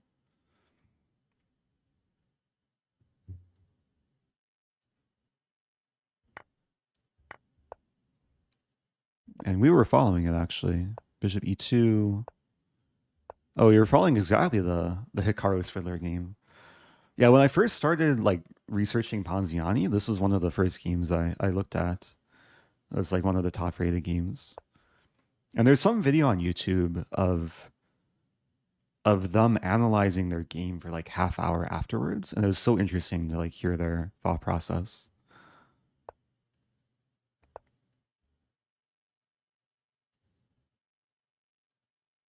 Wait, so let's follow. So we played the same moves. Svidler played bishop g4. Yeah, as a more precise move.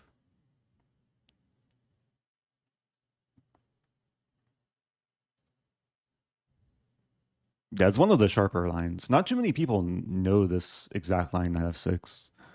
Like bishop d7 is a bit more common as a gambit line. The main line is f6. Oh, welcome back to Shawarma. Yeah, oh no, my checkmate. Still not a bad result overall. 5 out of 8. Oh, there is a break. Are there games still going? No. Oh, there's one game going. Checkmate, next move. Okay, now we have a break.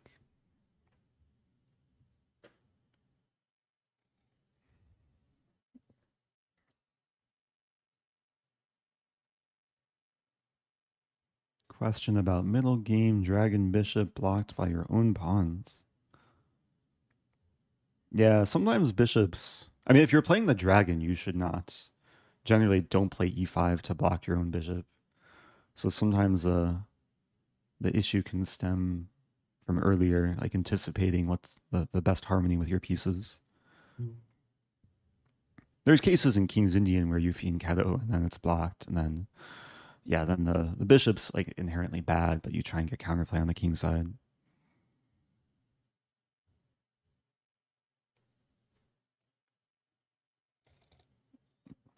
Just have to use this break to like regroup, maybe stretch a little bit.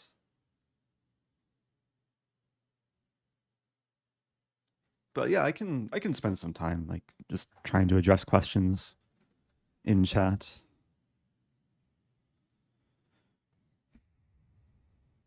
Yeah, it's probably going to take like realistically a couple more months before I release any sort of course. Although maybe like I'd release a mini course before releasing like a very thorough course. There's just a lot that goes into it. I've not heard of the Cavalanche game. It sounds interesting though.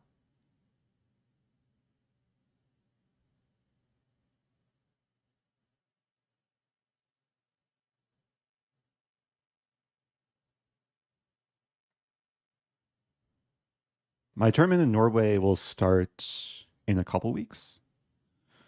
So I have been devoting more time to preparing um, off stream. I'll have another study session tonight. Um, yeah, I feel a bit rusty. Like when it comes to tournament chess, I played, I guess I played 3 big tournaments in 2022 between Gibraltar. It was Gibraltar, Reykjavik, and Abu Dhabi.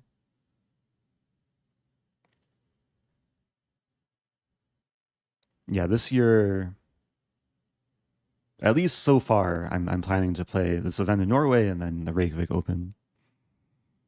So a couple tournaments back to back months.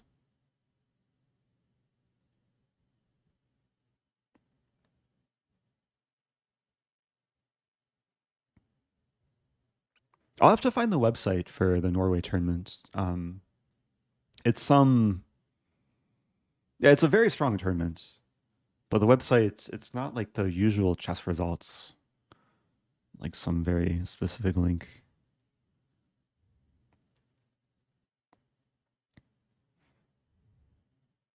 I'm hoping to do some sightseeing in Norway. I'll probably have like a day or two in Oslo after the event.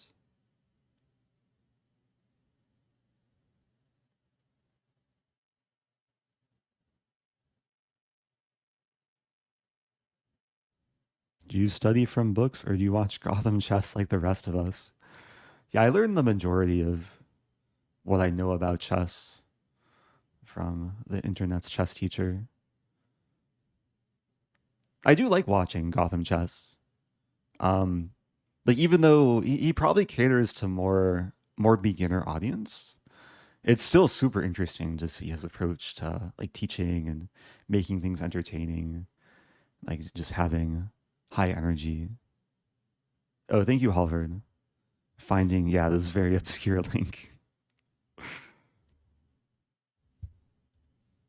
Is this it though?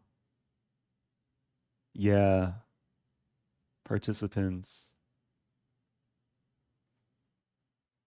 And we can see like the players signed up. Um, so I'm, where am I? I have to scroll down. I'm I'm not within the top 15 or even 20. Top players are strong GMs, so it should be a fun event.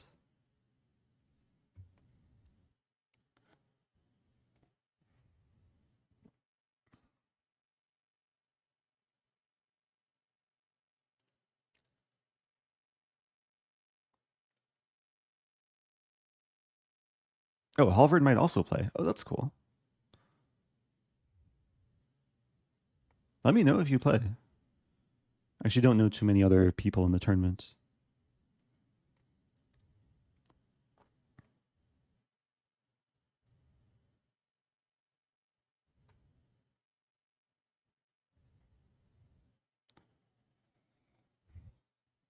Do you have dreams about chess, and how often do you have them?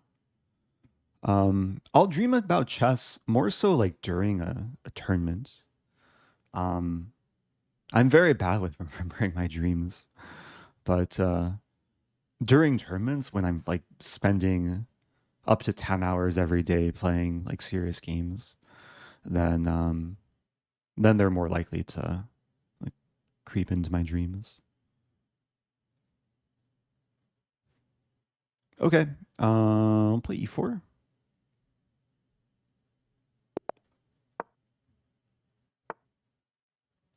Okay, going back to knight c3 Sicilian. I had good success with this earlier. So the first game I played this stream that wasn't part of Title Tuesday. This is a line. G3. Knight b5. Black probably knows this better than me. Bishop e2. I remember looking at this recently, but I don't remember so much theory. I know there's some exchange sack somewhere. I have h3. h3, take, take. Almost mouse up something there.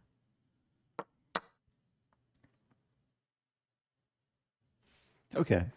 It's one of the drawbacks with I mean, I'm not like so frequently playing e4 these days. So when I go into some theory and the opponent knows it, it's a little bit discomforting. But I think I'm getting a fine position. Like already this is a move. Except the queen's defended on a5.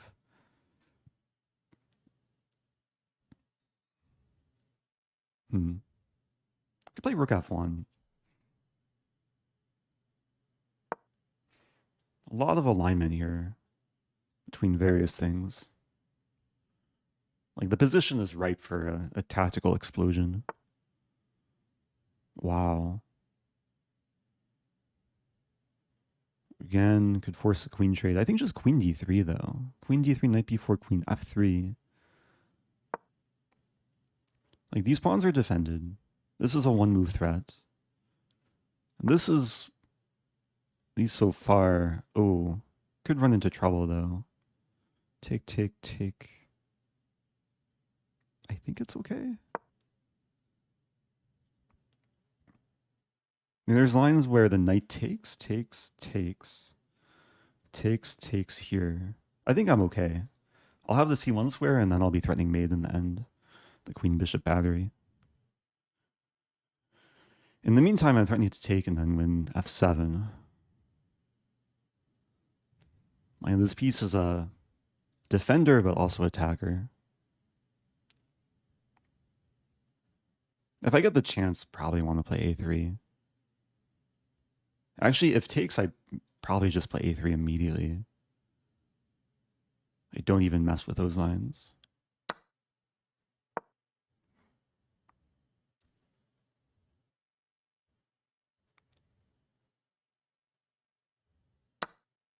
Wow.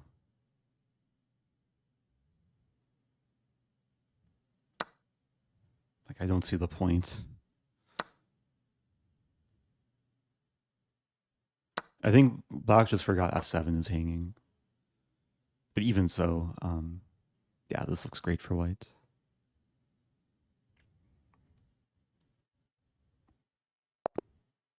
Okay. That's a nice gift. Black just gave up 2 knights.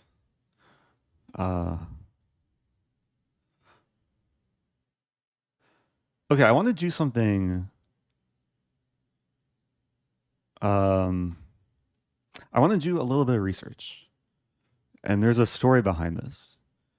So, about a month ago, I was in Charlotte, at the Charlotte Open, and I was there not as a player, but as a special guest. I was doing like game review, Q&A, playing with people. And during one of the game review sessions, there was a player that submitted a game that featured the exact line that we just went into. And the player was rated maybe like 2200, and they had just beaten a grandmaster in like 20 moves. So I want to try and find that. It's in a study somewhere. Charlotte game review. Maybe it's this one.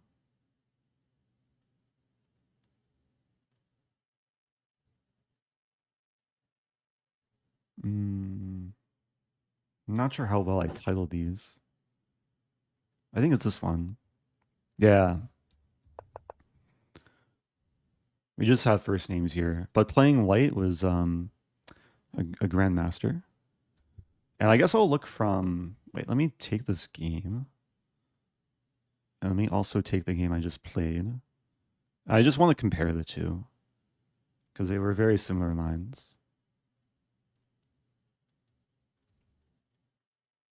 Okay. So we went into this, e5.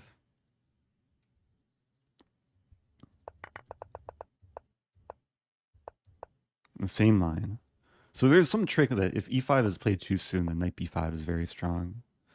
But with knight f6 included, I think just castling here for black. Or no, just knight e4. Yeah, the knight's tied down. Okay. Castling is also a move. So this game went g3.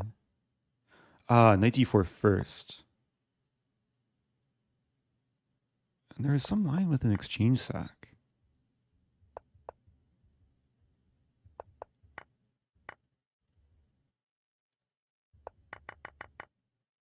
Okay, this is good for white. So what happened in my game? Bishop g4 was played first. Okay. Sorry if this is confusing for people. I'm just trying to learn the theory here. Um, so the game from Charlotte featured knight d4, which is a playable move, but runs into a very strong idea. Knight e2, bishop g4, white sacks exchange. Bishop d1 is played, takes, takes. And this is very good for white, because this and then this. And then bishop g4 runs into bishop e2, and this is also good for white. Except I mishandled it. I should have taken the bishop first. But then, yeah, then the position got very good. Okay. Okay, so that was round 9. Danya Naroditsky leading title Tuesday above Magnus, above Hikaru, who is not playing.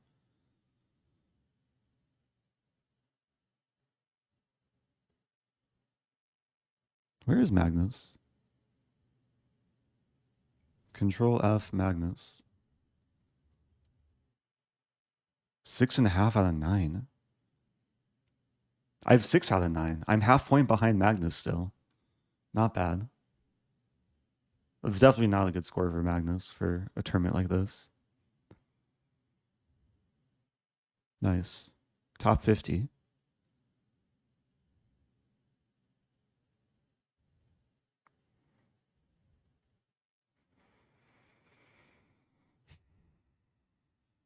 I'm definitely playing up next game. Let's watch Zhigalko against Christopher Yu. Wow. Yeah, I had a very similar position to this once in Spain. Right, I managed to win with a side of King Rook versus Bishop Pawn. The game review is on YouTube. It's from like several years ago. And Christopher Yu is totally justified playing this out, like even though it should be a dead draw.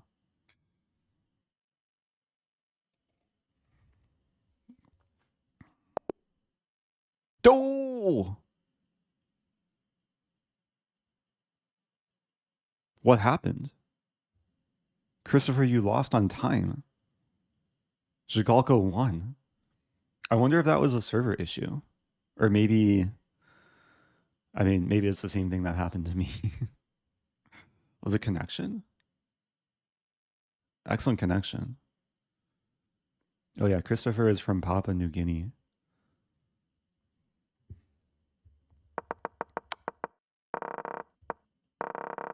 How much time do you have?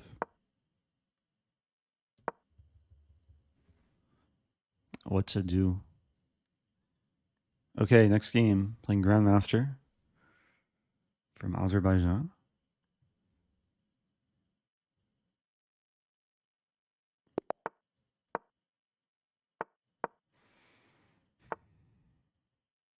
Play G6. I don't think I've ever played this, but I was liking it recently. Bishop G7, F6.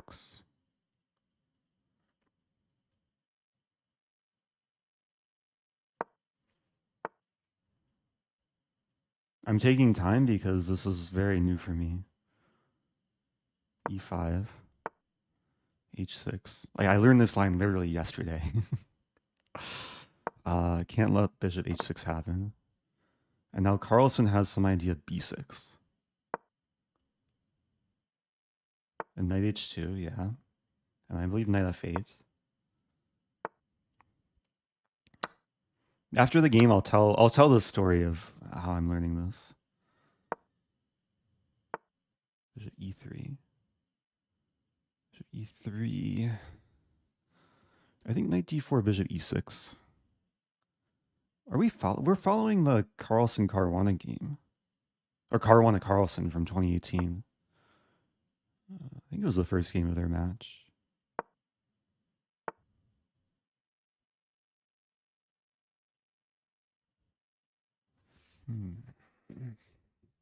It's Queen C7? Wait, can I just take that? Then Knight G4. Maybe Queen C7 first?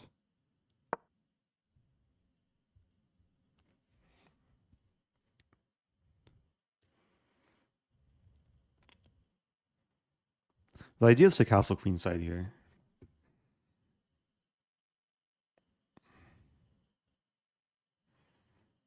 I mean, White's idea is to destroy me.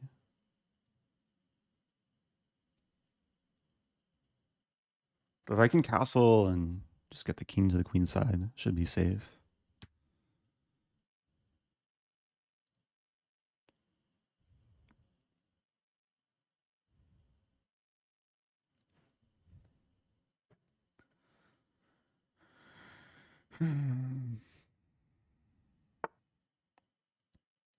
Okay, I have some G5 move. G5, Bishop G3. Knight's coming to D6, unfortunately. Unless maybe not. Maybe I start with G5. So here I think I get away with taking. There's some C4 ideas too. Almost F5 working.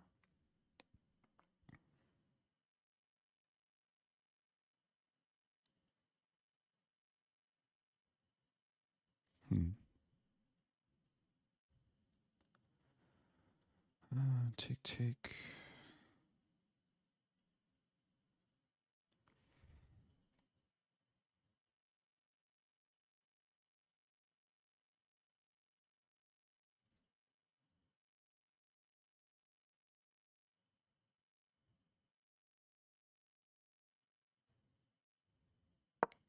That was a risky move. And knight's coming to D6.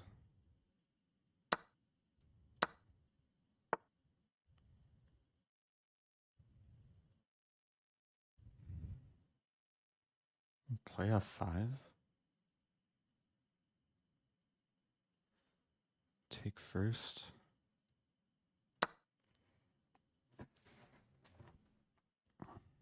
That's the downside of playing an opening outside my comfort zone. Like, down so much time. Wait, how does this work? Takes? Ah, wow. Take. Check.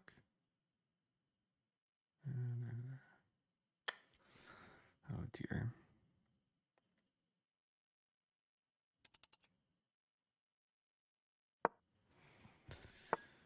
Um,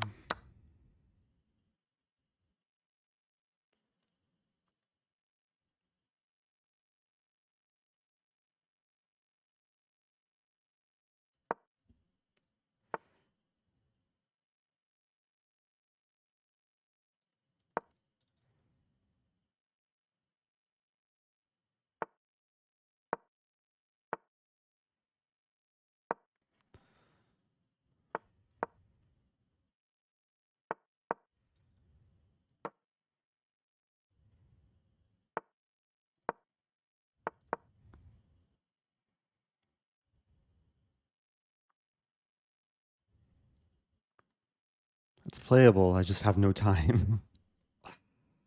uh, Rook d1 c5.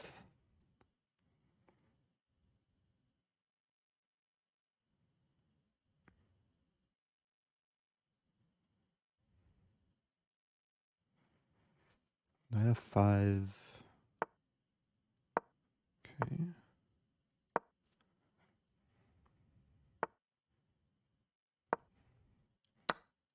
Ay. Still maybe playable. Some compensation.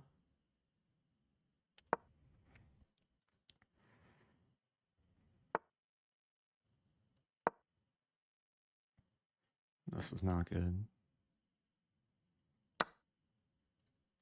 No! I couldn't take the rook for some reason. My mouse got stuck.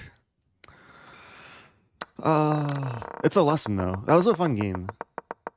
Actually, like, I'm happy that I got to play this line because it's kind of cutting edge theory.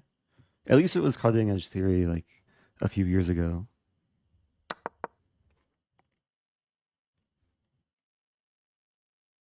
Let me bring in the game into a study. Yeah, okay. I mean, this is completely losing after queen e7. Earlier,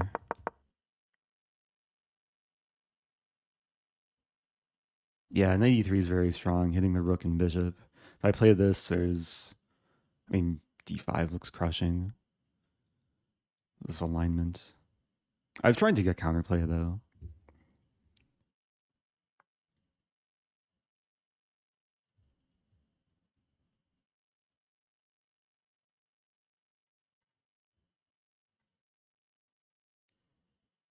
Okay, let me switch the scene.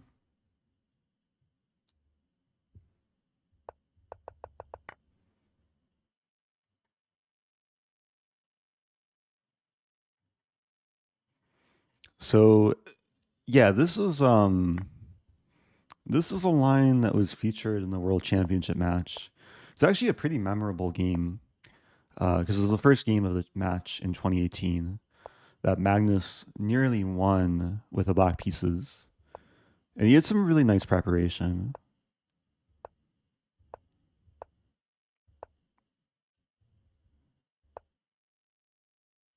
But why is the game not showing?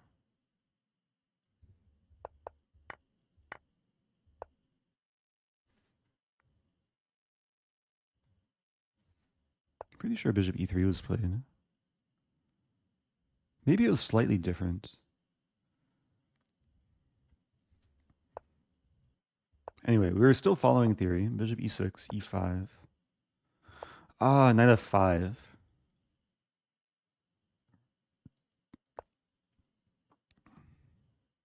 Okay, I'll have to look at this line deeper. So white was clearly better prepared. Yeah, if I take the pawn, there's going to be issues. A knight g4.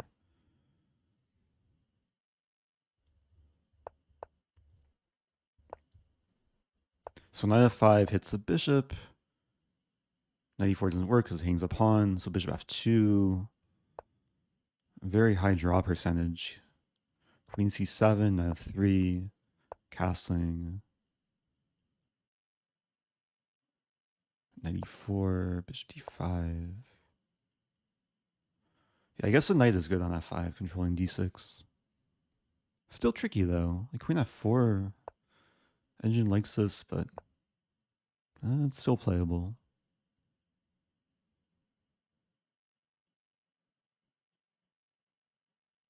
It's not so easy to play for white, actually. My black's position is solid.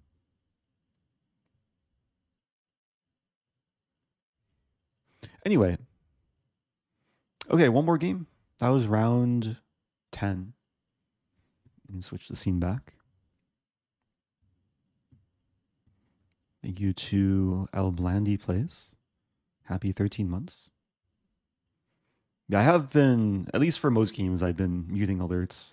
Between games, sometimes I'll remember to unmute alerts. But I do appreciate people subbing and supporting, or just tuning in.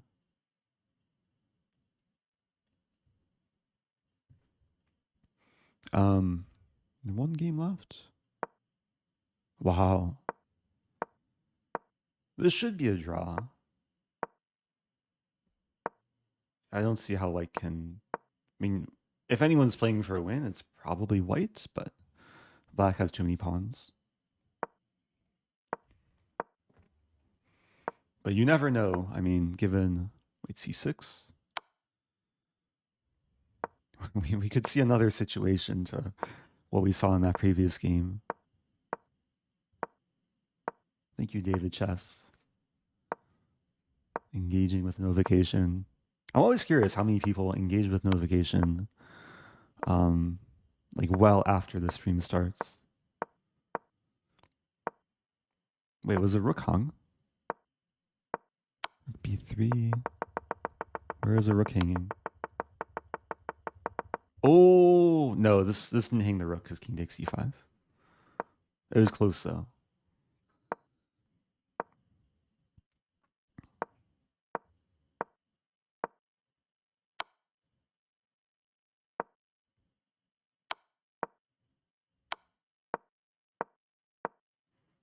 Yeah, white's still playing for a win.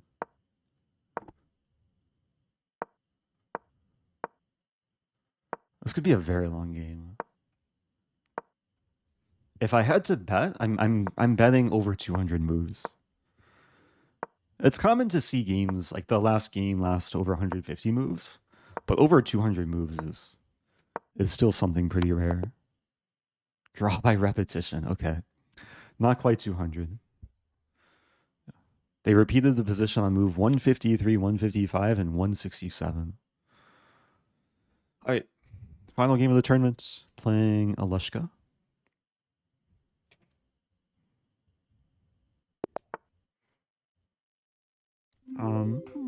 I'll invite Sicilian. B3.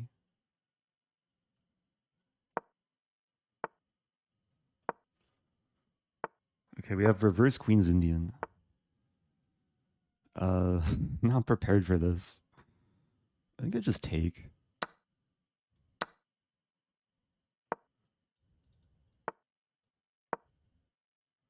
So I'm basically playing a reverse Queen's Gambit exchange variation.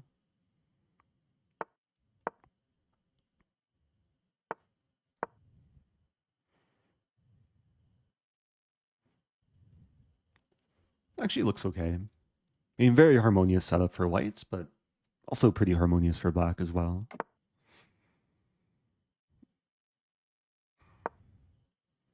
Yeah, there's this common idea. Not sure where the rook should go. Like d8.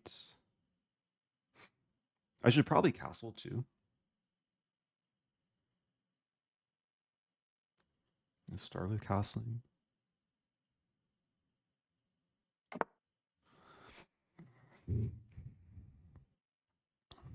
So it's very common to meet c5 with bishop f4 and g3 bishop h6. Or actually, in that case, I would take the knight.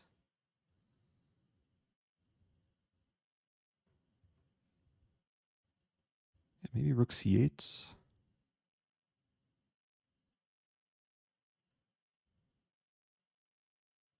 Pressuring the c file a bit.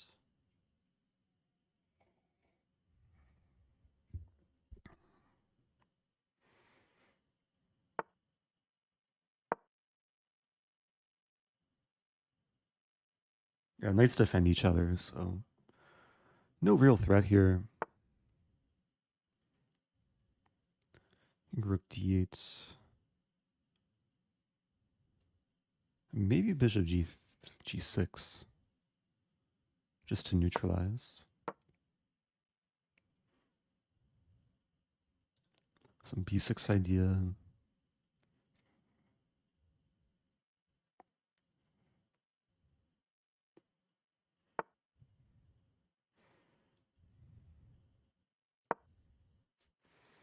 Eventual idea of knight e4. Maybe e5. Well, play knight d7. Maybe take once. And then knight d7. Both pawns are targets. This pawn looks defended, but b6 is maybe coming. Although b6 hangs a6. Oh, but the bishop's pinned, so... yeah, this should be okay. I have 4 attackers against c5. 2 defenders. Yeah, this is nice tension for me. This bishop is kind of in no man's land. But it's serving a purpose, and it's actually not easy for white to remove. And maybe this idea, like x-raying the bishop. But okay, queen a4, bishop d3, so... let's start with this.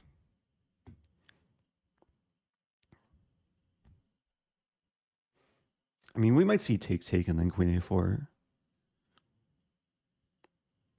And trade.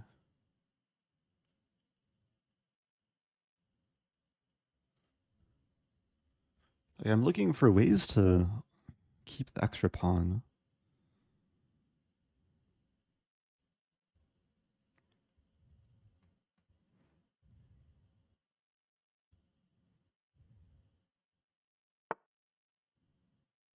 Okay, that's similar.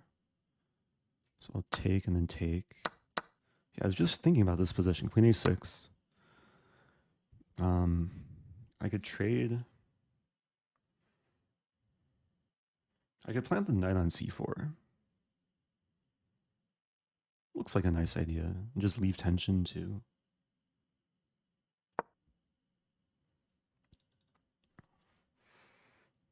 My bishop's controlling c1, so white can't really contest the c file.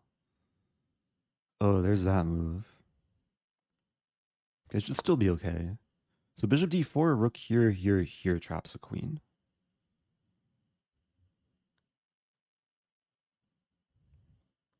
Actually, this is a big problem because for white, because I'm hitting the bishop and I'm threatening the queen trap.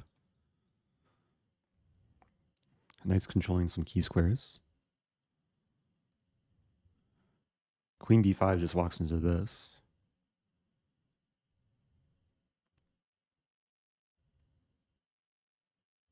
Yeah, at first it looked like white was holding on to the pawn, which is the case, but not holding on to the queen.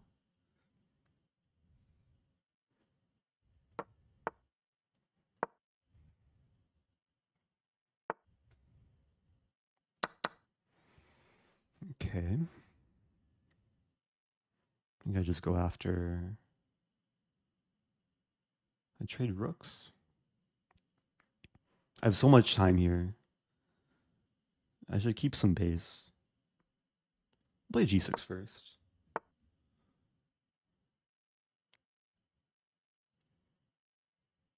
And just go after the pawn. Okay. A pretty clean game.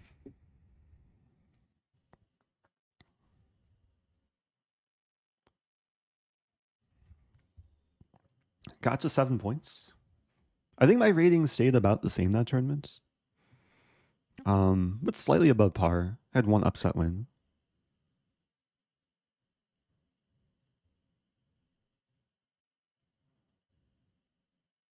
Had some fresh openings too. Enjal, 9.5.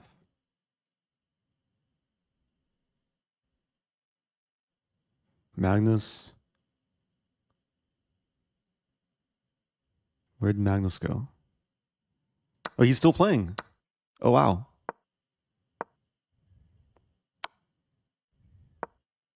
Is he about to win? This should be winning. Rook takes knight. Is that a mouse slip? Oh, that wasn't a mouse slip. Rook g6 is such a savage move. Threatening the promotion discovery and keeping the pin. At first, it looks like a mouse slip.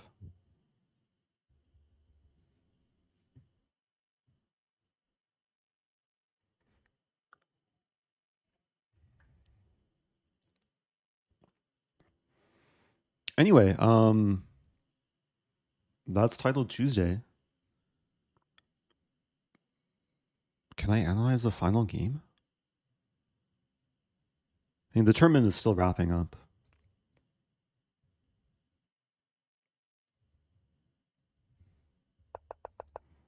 Yeah, I almost never play c5. Have I ever played this on Lichess? As black? Oh, I've had this position 18 times. This position only one time. Yeah, I had some fun games. Had a few heartbreakers, a few games I got crushed. But definitely a lot of lessons to take away.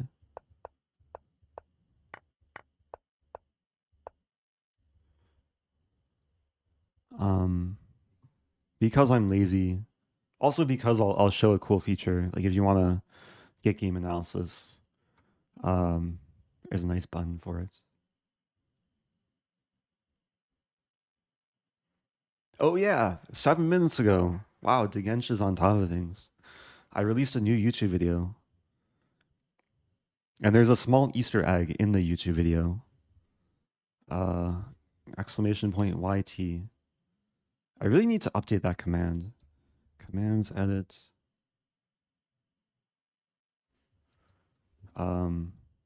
Subscribe on YouTube.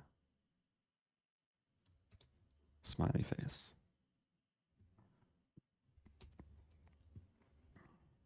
Okay. Oh, let me tournament's done. Still going. Games. Wesley So against Danya. Oh, Danya lost. Final couple games here.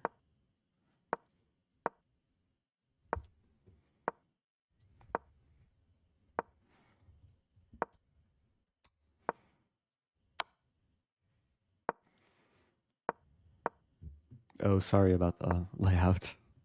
Needs to somehow automate that. So White's playing for a win. Bortnik against Andraken. Bortnik trying to keep his 3,000 rating.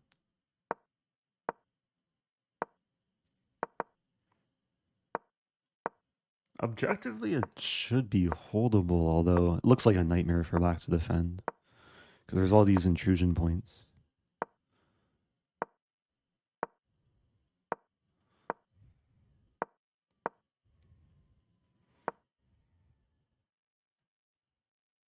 I wonder if there's like c5, king, c4 at some point. Yeah. Now king here, check, and then the king will come in. Still not simple, though. Like, this could backfire for white. Both sides have 2 seconds left. Like, anyone can flag at any given time. Wait, what's happening? Pawn race time. White's queening first, but this pawn is hanging. Check. Wait, is this winning? Wait, what's happening?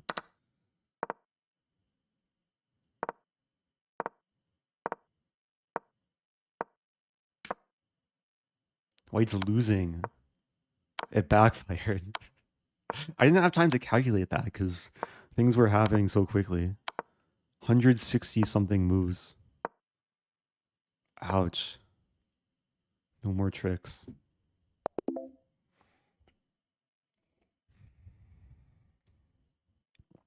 Wesley So winning on tiebreaks.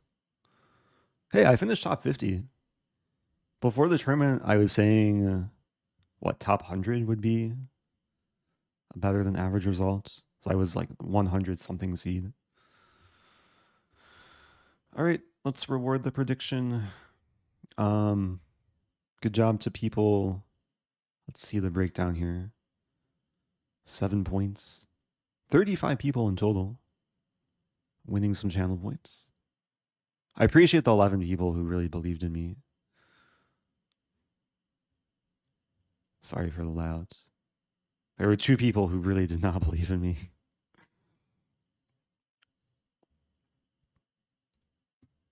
Okay. That was fun. Maybe I'll do that more often. Like before the tournament began, I ran a poll to determine which first move to play between e4, d4, and c4. So maybe next time it will be between d4 and c4. Get some fresher openings.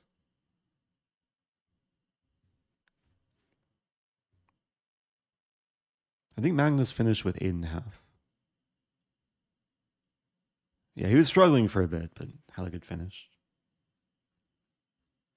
Oh yeah, the newest YouTube video was released, it says 8 minutes ago. Actually 12 minutes ago. And within this video, there's a secret recording that was not live streamed that features Magnus Carlsen talking about me. So I encourage people to watch the video and maybe at some point you'll spot the clip.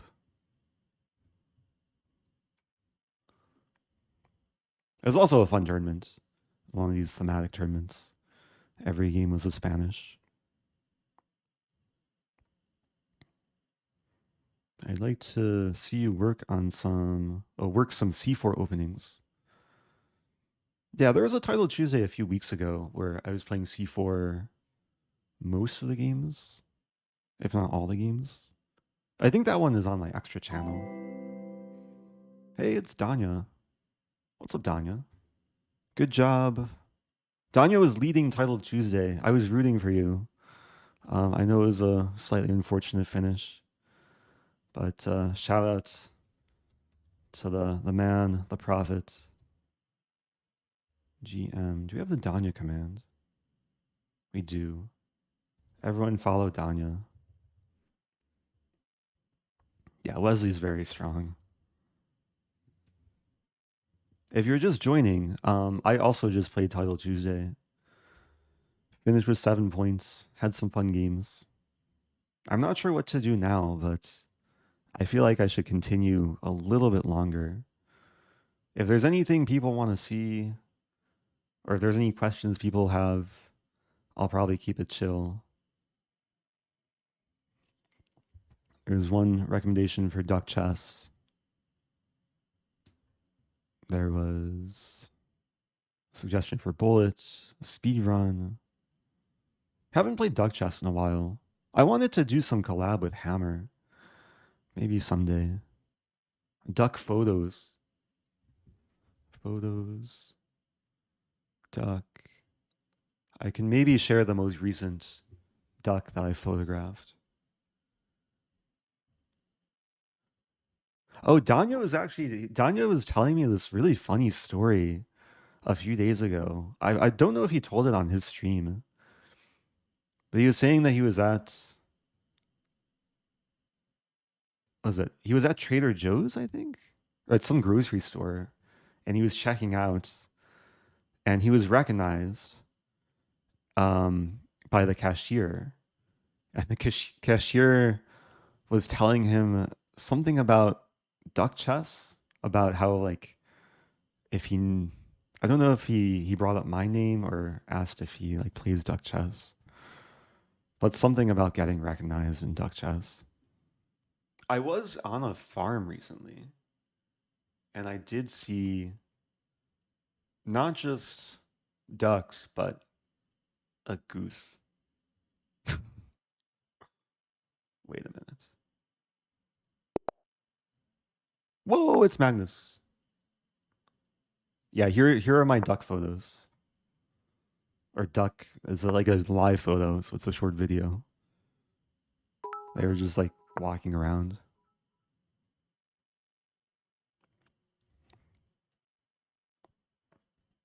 Duck, duck, chess. You can watch Magnus a little bit. Why aren't they yellow? Yeah, ducks, just like other animals, come in different colors.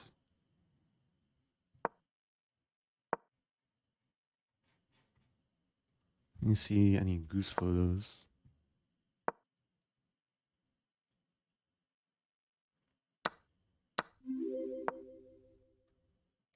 Oh yeah, there's some there are these geese too. The geese were actually kind of friendly. They just wanted to be fed.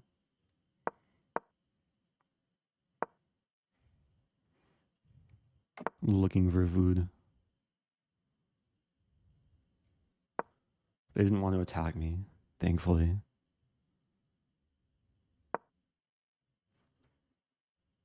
Oh yeah, the white ones I think were geese. Just a different type of geese. Thank you, cool Hand Luke.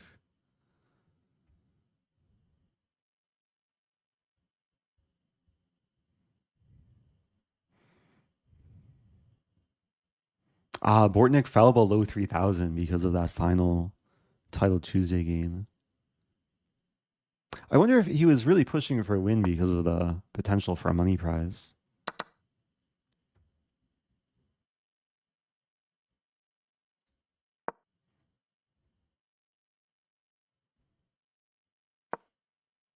Who did you beat in Title Tuesday? I had one upset win over a higher rated IM. Um, I don't think I only played one Grandmaster.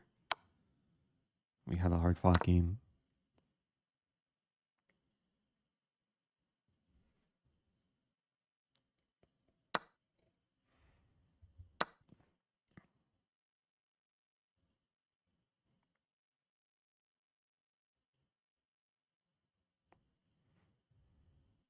Usually you can tell by like if someone's playing for a win if they turn down repetition.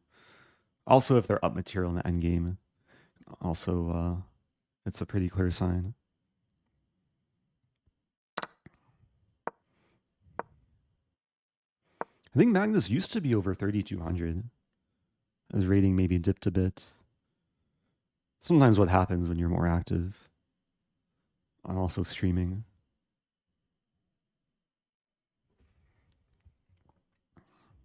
Okay, I'll send Magnus a challenge. I'm not sure if that will work though. I'll be random color. The tournament's over. That's weird.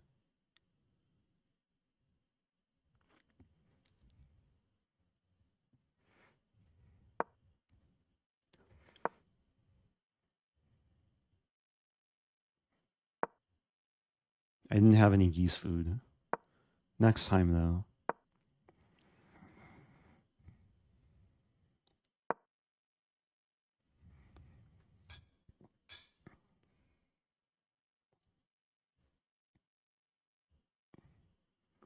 If they're Canada geese, you are the food. Okay, that's good to know. Yeah, I prefer not to be food for other creatures.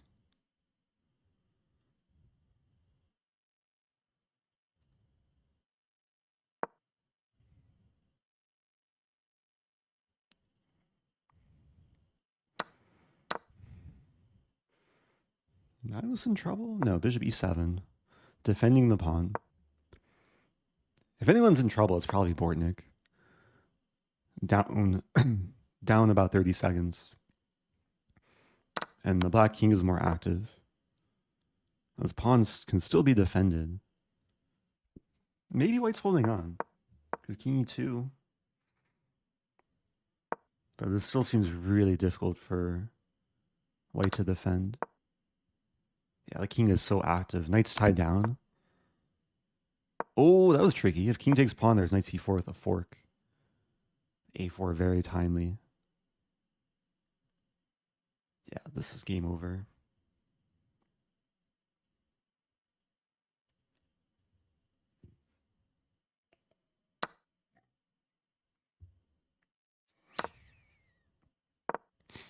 Have you ever played / beat Magnus?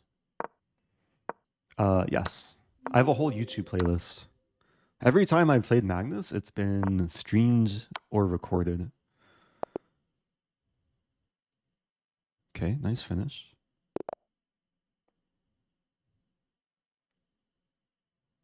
The first time I played, ooh, h4. Magnus with his troll openings. a5. Okay, this is a game between two very strong grandmasters. d4. Wow, so it's kind of like a French. h4 is actually useful in some regard. a5, I think, is less useful.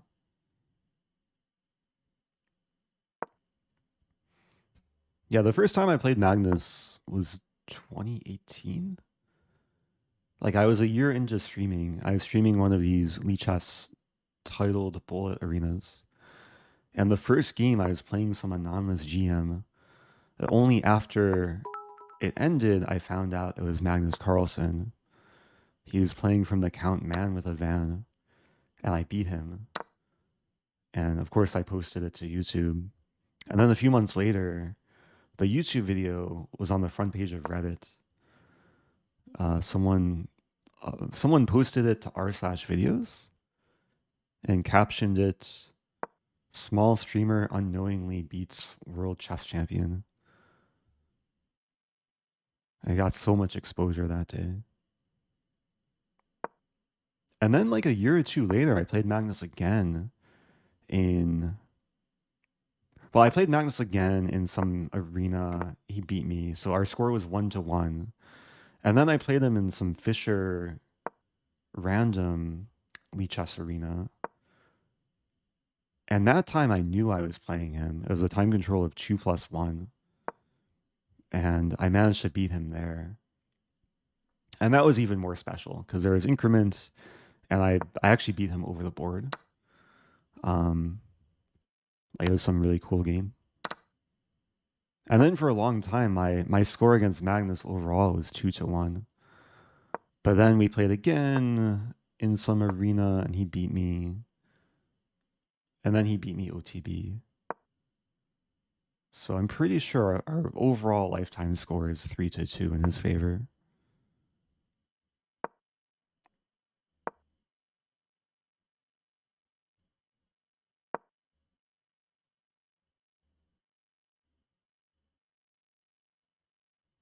Yeah, if you go to YouTube, there's a whole playlist of Rosen versus Carlsen.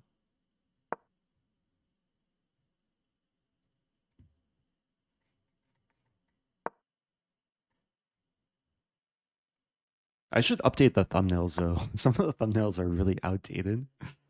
This was back in the time I didn't like design my thumbnails. I just let YouTube auto generate the thumbnail. Or I would like take a screenshot from this stream and just have it as a thumbnail. But yeah, this was the first one, second one, third one. Oh, I played Magnus recently. Yeah. I forgot about that. I played Magnus in the Mr. Dodgy Invitational. That was also a cool game.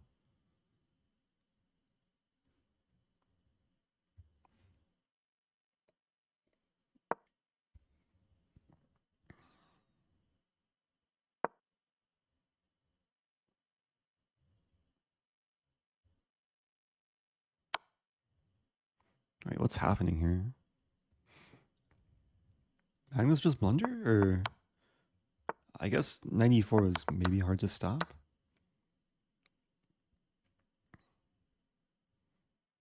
This still looks good for white, but it's very double-edged.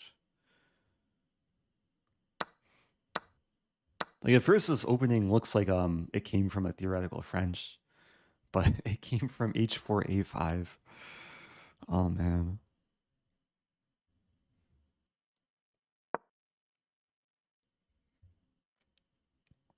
Any openings that end up with most pawns being traded off? There's openings that feature early pawn trades, but most pawns, it's hard to think. I'm sure there's lines. There's some lines that like are very deep that go deep into the endgame.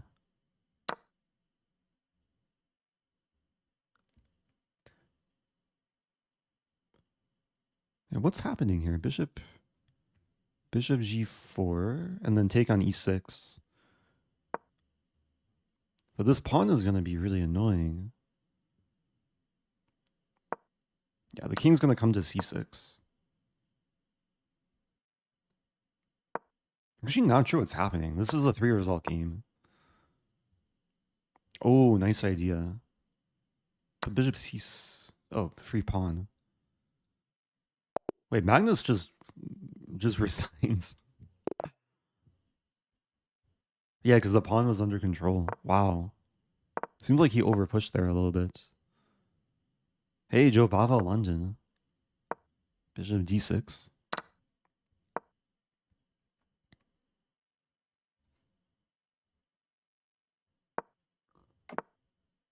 This is a more positional line.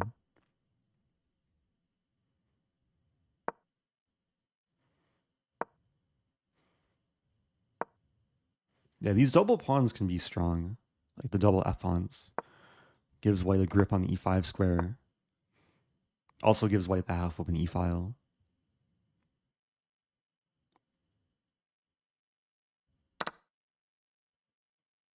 Was that last game called the Kula Kula variation? I have to pay more attention. Is classical chess being phased out? No. If anything, like Blitz and Rapid are becoming more popular online, but yeah, classical chess is still a staple. Okay, b4 is coming.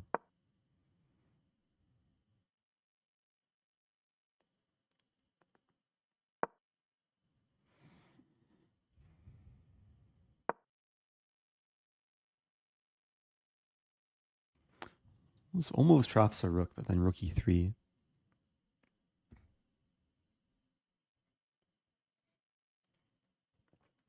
Yeah, I made coffee like hours ago and like just finishing it. But that's probably good, like to drink it slowly over time.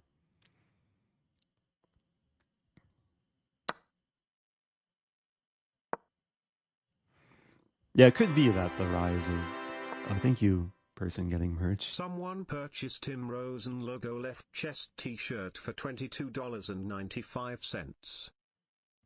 I appreciate the merch purchase. It could be that Blitz and Rapid are helping classical chess in some way.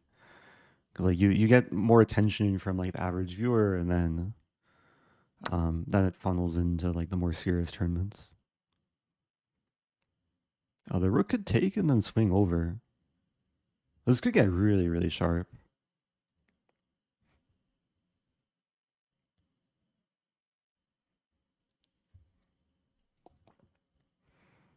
Okay, I'm probably gonna wrap things up soon.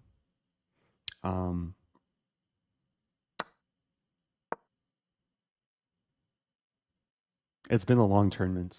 Had some fun games. Actually, I have plans to study chess tonight, which uh I don't want to overload myself with chess. Oh, DC Lou asking, or was gonna ask, how to get an Oh No My Queen shirt. Yeah, we have the merch command. Hoping to add some new designs this year. I don't think Black Friday works. Commands, edit, merch. Black Friday was ages ago. Oh yes, my merch. Okay.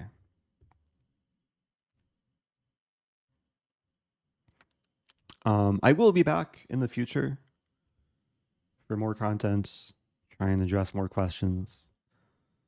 But yeah, I have some serious tournaments coming up. So the streaming, at least in the coming weeks, might be a little bit more sporadic, but at least for the next few days, I'll hopefully go live the majority of at least the next week.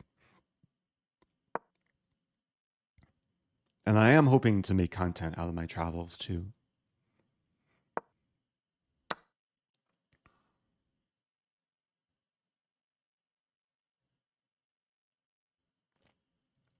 Okay, let's send the raid to Bortnik. Give him some energy. He's streaming his game against Magnus now. Actually, I met him for the first time in Charlotte last month. He was very friendly. Like, he came up to me and I think he recognized me and I recognized him. But then I wasn't entirely sure if it was actually Bortnik because it's different seeing someone in person for the first time. But I asked, "Are you Bortnik?" And then he said yes. We actually played a game like OTB in Charlotte, just kind of a friendly, friendly blitz game. It was filmed. I'll have to find the footage of that. Maybe I'll put it on YouTube.